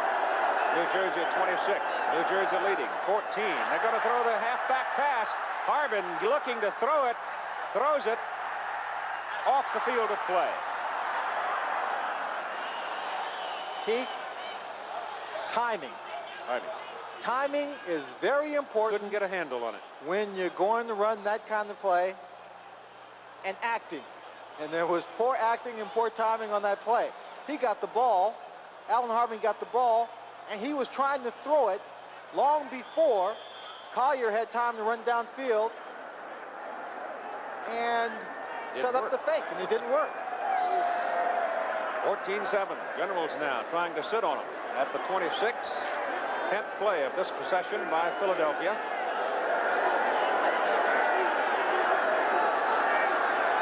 Fusina's pass down the middle. Good to Collier. Willie's loose. Goes to the 10 and tumbles down at the 10. Mike Williams brought him down. So the former Aggie made the tackle for New Jersey. It'll be first down, and looks like first down and goal. The nose of the football just about touching the 10-yard line. Willie Collier, who had a marvelous catch in the end zone for Philadelphia's only touchdown. 3.5 minutes to go in the third quarter. Willie is out now, and you've got Fitzke and Donovan. Their former Lions lined up. And Fusina gives it to Bryant. Look at the surge. Well, that's 79. Mike McLaren is a big old horse, isn't he, from Temple? He sure is. 6'4", 295. That time, Kelvin left Bob Leopold and Bob Horn in his wake. McLaren is in the lineup at left tackle, replacing Brad Oates, who has knee trouble. Kelvin Bryant now, 19 carries and 77 yards. And that should give him, if he runs it out to 20, it's 221. So that'll give him the lead over Gary Anderson of Tampa Bay. Second down and goal from the 4. Fusina on a roll. Back in the middle. Touchdown, Folsom.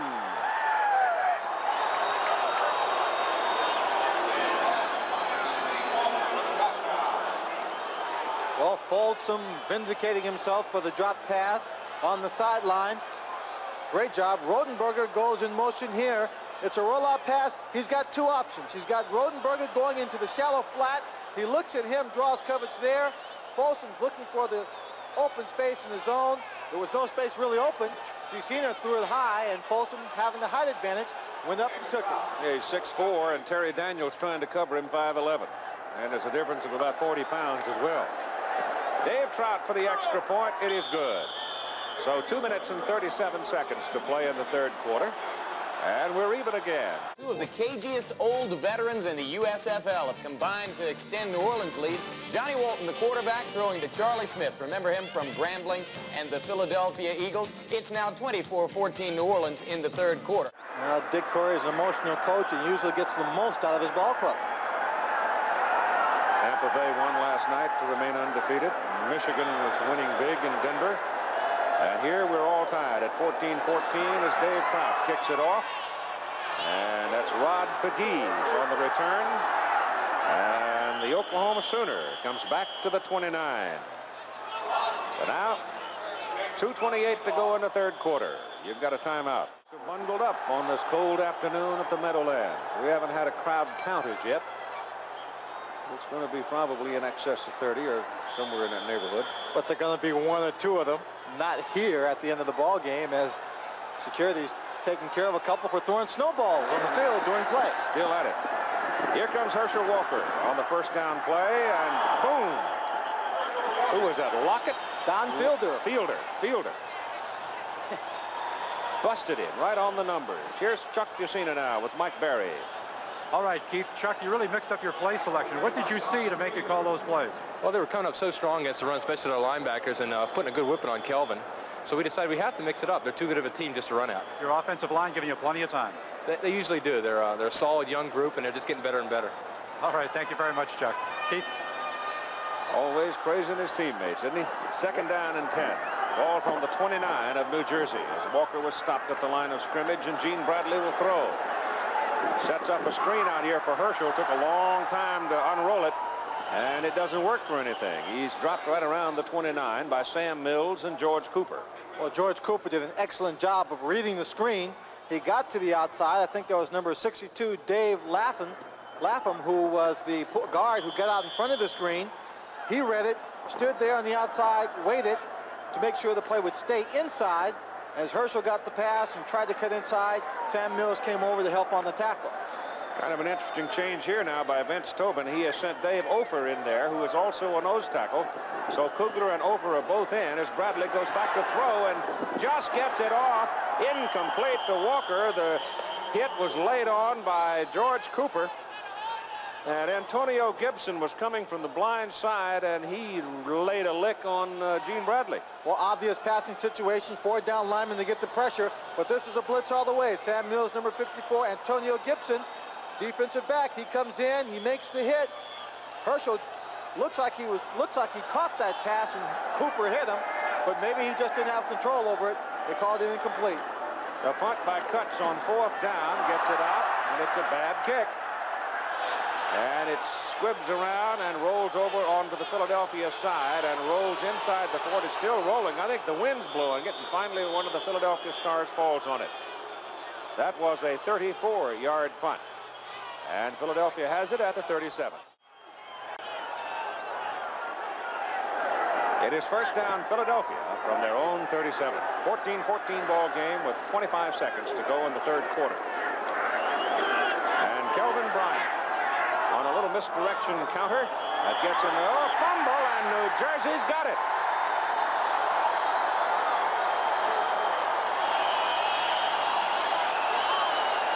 That's the second time Bryant has been separated from the football today.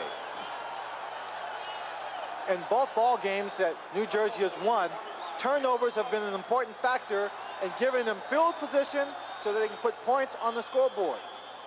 Here again, Kelvin Bryant gets the ball. As he slashes right here, he just loses the football. Pops loose, and it's a New Jersey recovery. Of course, on a day like this, that thing's as hard as a rock, isn't it? Yes, it is. Wind is whirling and blowing around. You got a bunch of debris out there on the field. And the third quarter is over. So United States Football League play, the New Jersey Generals and Philadelphia Stars will continue after this message and a word from our local station. The football is at the 40 on the Philadelphia side of the field. It belongs to New Jersey. It is first down after Kelvin Bryant's second fumble. Cold, angry day. Clarence Collins goes in motion for New Jersey. It's a 14-14 ball game as we start the final quarter, and it's Maurice Carthon carrying to the 35.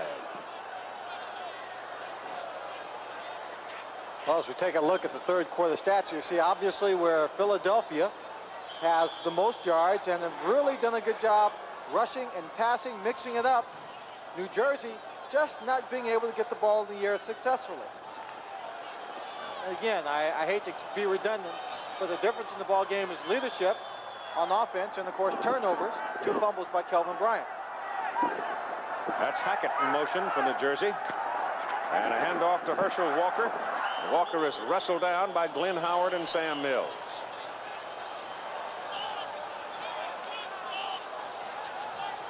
They're going to mark him just over the 33, close to the 32. So it is 3rd and 2 for New Jersey. That is a long 2, about 2.5.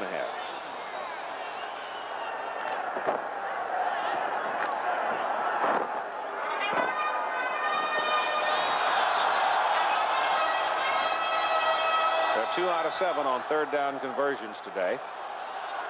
Send Walker in motion and give it to Carthon. He's got some daylight, and he's got his first down. Mills and Howard, the inside linebackers, filling on the play, but they couldn't get there in time to stop him short of his first down. Bill Austin, the offensive coordinator for the New Jersey Generals, loves Maurice Carthon.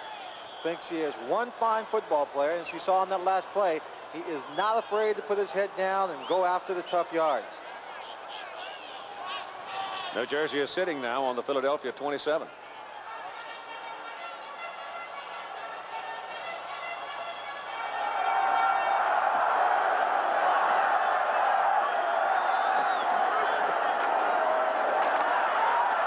That's Herschel Walker to the 25.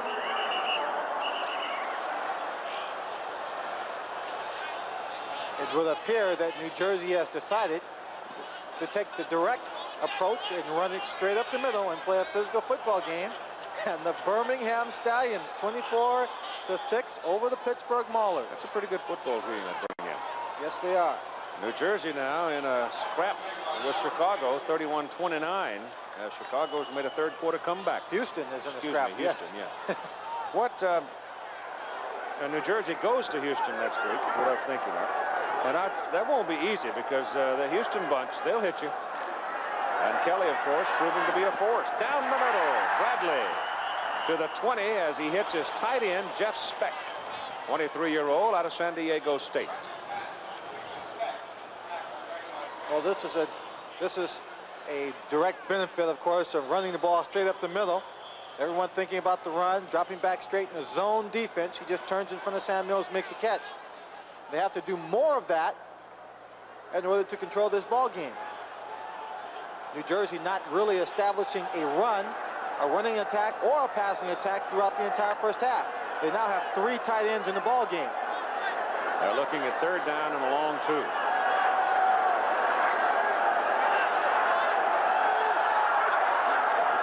Walker. Caught behind the line of scrimmage by Sam Mills.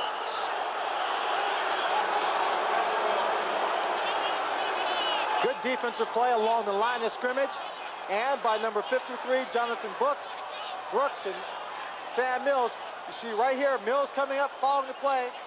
Right there, he just gets inside where the hole is. Carthon went outside to kick the corner. The safety, Scott Warner, off the line of scrimmage.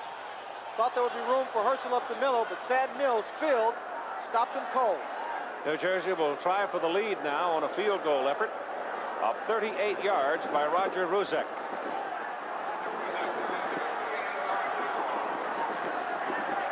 Barbaro to hold. The kick is up. Got it. New Jersey goes back on top, 17-14, with 10 minutes and 15. That thing coming down on a low line drive into that wind looked like a Necro knuckleball, though. It just floating all over the place. Hard to handle. It is Bryant carrying into the middle. And he may have 2 as Lockett leads the tacklers. LeClaire's at the bottom.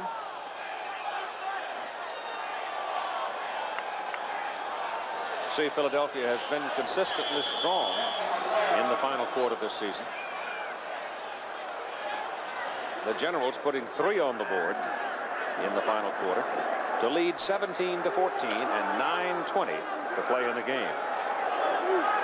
This is, of course, Philadelphia's first possession in the third quarter.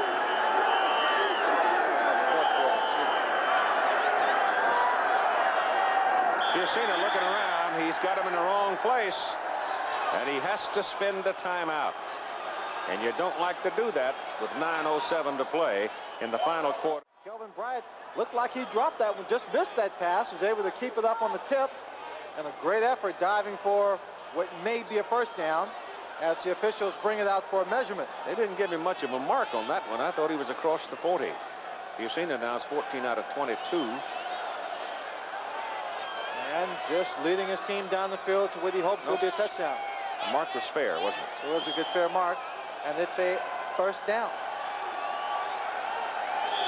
Say what I said last week. The officiating vastly improved this year. But that's adding that extra man makes a lot of difference. Also paying him more money helps. First down just short of the 40.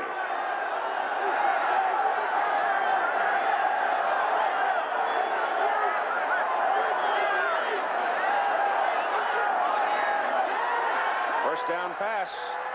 Going big. Could be picked off. It is. Fumble. Nope, incomplete, they're going to call it. No possession. Terry Daniels looked like he might have had that ball. Possession. It's said to be once the ball is caught, and Terry Daniels is limping. Once the ball is in your hands, you have to show possession 2 feet on the ground. Fitzke is running this route and just changes at the last moment to bring it inside, but he does a great job. It is incomplete. He strips him of the football. He changes from a wide receiver to a defensive back, and a quarterback is grateful to have a player who can make that transition. Terry Justin is in there replacing Daniels right now at corner, and Casino on 2nd down and 10. You see this pass is batted down at the line of scrimmage. It was Freddie Gilbert, the big rookie from Georgia, who slapped it down. Slapped it down. He almost picked it off. He did. That's the second time he's thrown a very low pass trying to set up the screen. Look at number 90 at the bottom of the screen, Freddie Gilbert. All right, he's being blocked there. He tried to cut him. That ball hits him square in the chest. Ball can't get much lower than that. He's going to be a good one, that fella. Crowd is 46,716. Not bad for a cold day. It's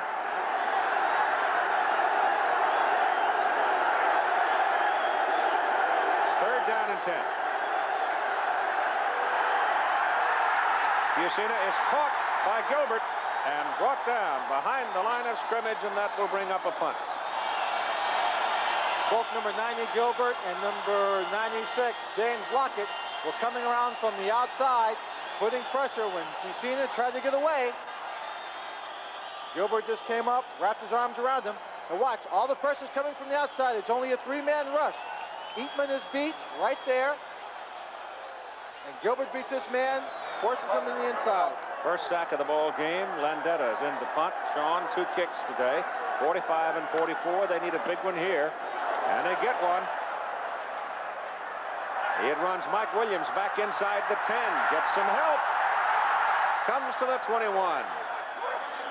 That's a return of about 13 yards after a 55-yard punt from Sean Landetta. Herschel Walker has had 16 carries for 57 yards, and Maurice Carthon 13 carries for 56 yards and 2 touchdowns.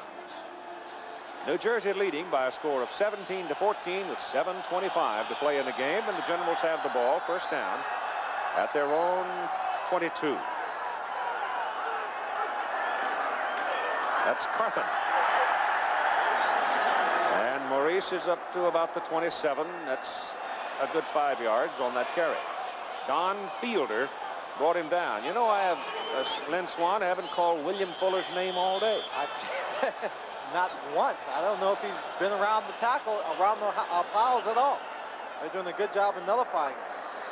You talk about the yards that New Jersey has established in the run and pass, and there's not very much yet. They have a 3-point lead, primarily because they've had field position due to turnovers. They haven't had that far to go.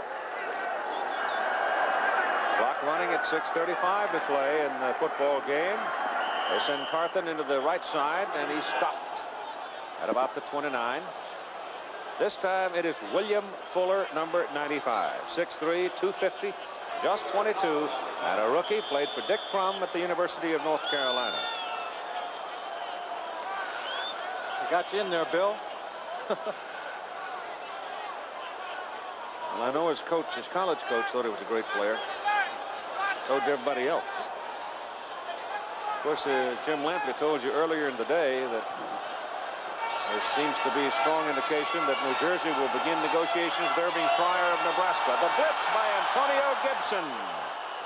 And there was just enough contact made to slow Walker and giving Howard and Mills time to come in and make the tackle short of the first down.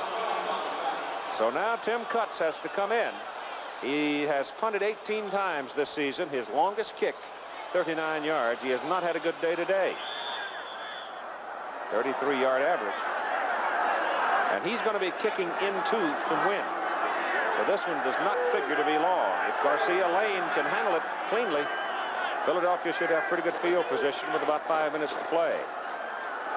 You got 10 stars up on the line of scrimmage. They're going after him. Put all the pressure they can on him. See Philadelphia people jumping around. Here they go. It's out. He got it away, and not much of a kick, and it takes a big soft bounce, and now it's going to roll. And with about 6 red shirts downfield, Garcia Lane decided not to sacrifice his body.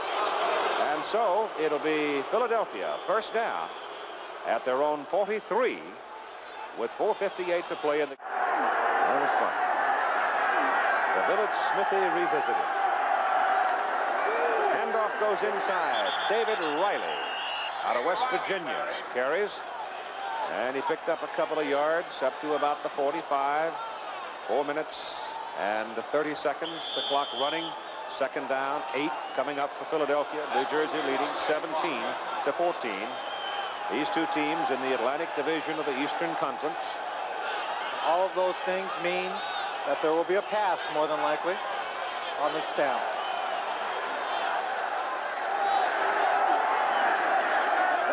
You're right. Big Folsom, the tight end, and Steve just dragging across the middle.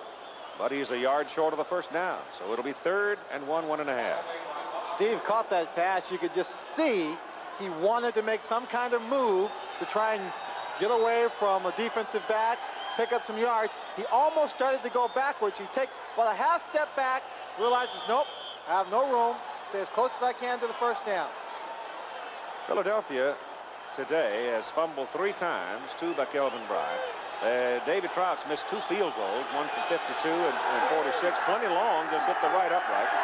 And Fusina's been sacked 1 time. It's 3rd and a yard, and they go to Bryant.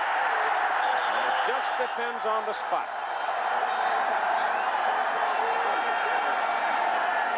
They may be looking at a 4th down play here. You know that? Big Tom Woodland stood up in the middle and led the defensive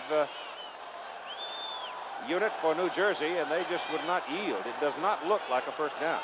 I'm looking at the yard marker for the 1st down. It's set just at the 47-yard line. The ball is between the 47 and the 48, closer to the 48-yard line. Well, it's put up time right here, isn't it? 3:10 in the ball game. 4th down, 2 feet.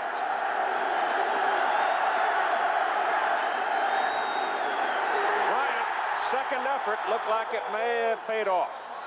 He was hit at the stack, rolled it, and has the 1st down. I think. He does. He does from our position here. The official's taking a little more time. It is a 1st down. And that is just man against man, will against will on that offensive and defensive line on that last play. And Kelvin Bryant came out with enough. 2:55 to play in the ball game. 17-14, New Jersey lead. Bryant hit at the 45. Got a yard.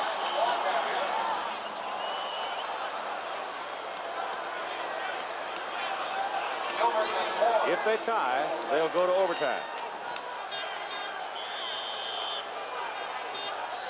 And the way they're calling their plays, those 2 running plays, it looks like they might be playing for a tie. It does, doesn't it?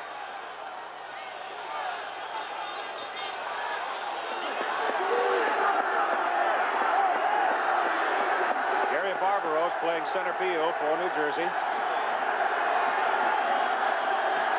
Collier in motion. 2nd down and 9.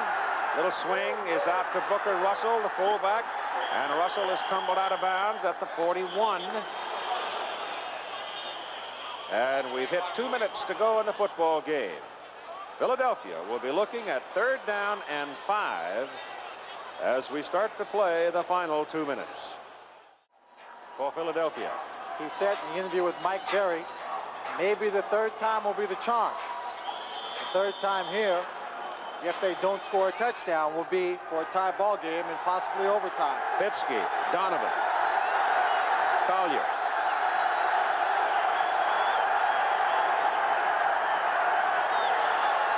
Fusina to throw. Gets it away. Good by Collier. 1st down. Philadelphia inside the 30. There's a flag down on the field. It'll go against the Philadelphia Stars.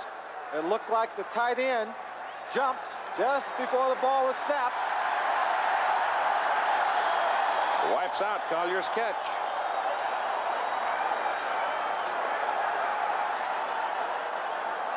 Of course, Keith, I thought there might have been a little bit movement also on their 4th play, on their 4th down play earlier that went unnoticed.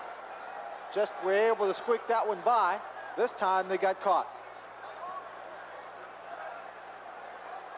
See at the top of the frame, that's Steve Folsom, the tight end. He just leans forward after being set before the ball is snapped.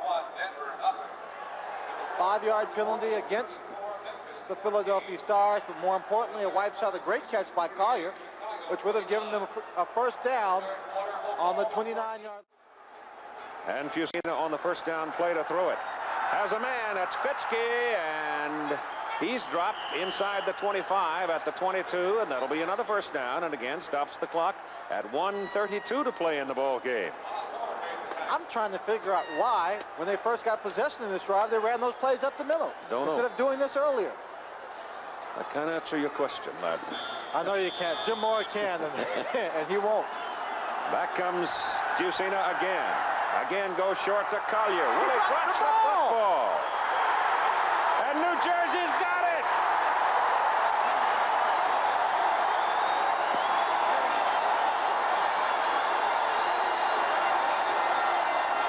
Guess who?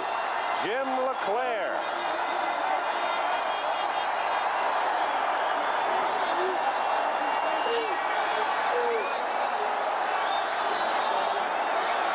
The New Jersey Generals, in their 3 ball games, have taken advantage of all the turnovers.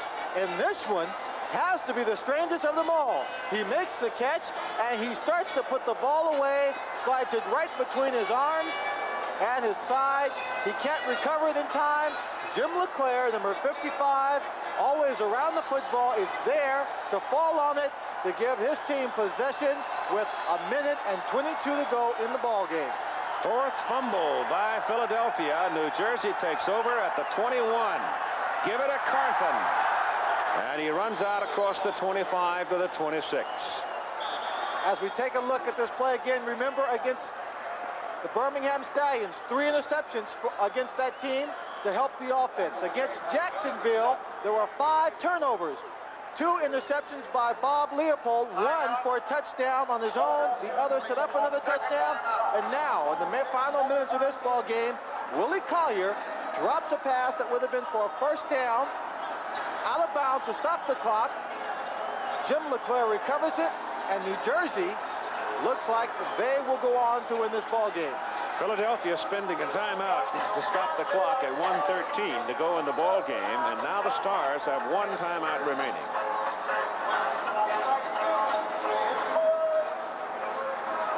Lucina has to be very frustrated. 2nd down and 5. It is Carthon caught behind the line of scrimmage. Good play by George Jameson. Number 58 made the play for Philadelphia. A loss. Here's Mike Berry now with Jim LeClair, the old pro. Jim, you made the big play, and it has to be an important one this late in the ball game. Well, I hope it's going to be important. We have to get a first down here and maintain some ball control, run this clock out. They got dynamite offense. We're going to have to get our act together and get those guys stopped if we have to go back out there again. The cold weather and the ice balls from the fans here, this is a brutal game. Well, I tell you what, you got to look out for the snowballs coming down as much as you do for the running backs. Sportscasters are as much game as the players. Back upstairs. All right. They haven't hit you yet today. It is 3rd down and 7 for New Jersey. You've got 1:07 remaining on the clock. Philadelphia now without any more timeouts. They've just spent their last one stopping. Big play here for Philadelphia. Blitz is coming. Carthon outside. Won't make it. So, New Jersey will have to kick it away. The clock is running at 55 seconds. On the change of possession now, it'll stop. But it's running right now, and New Jersey is taking its sweet time. The 30-second clock has just begun. They will not have to kick the ball off until, let's figure it out. They're going to have about 15 seconds on the clock.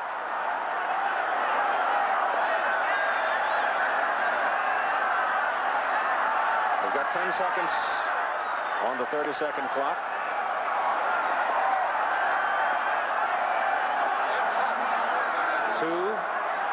Kick is out of there. Garcia Lane lets it bounce. Shouldn't have. Clock stops for 10 seconds.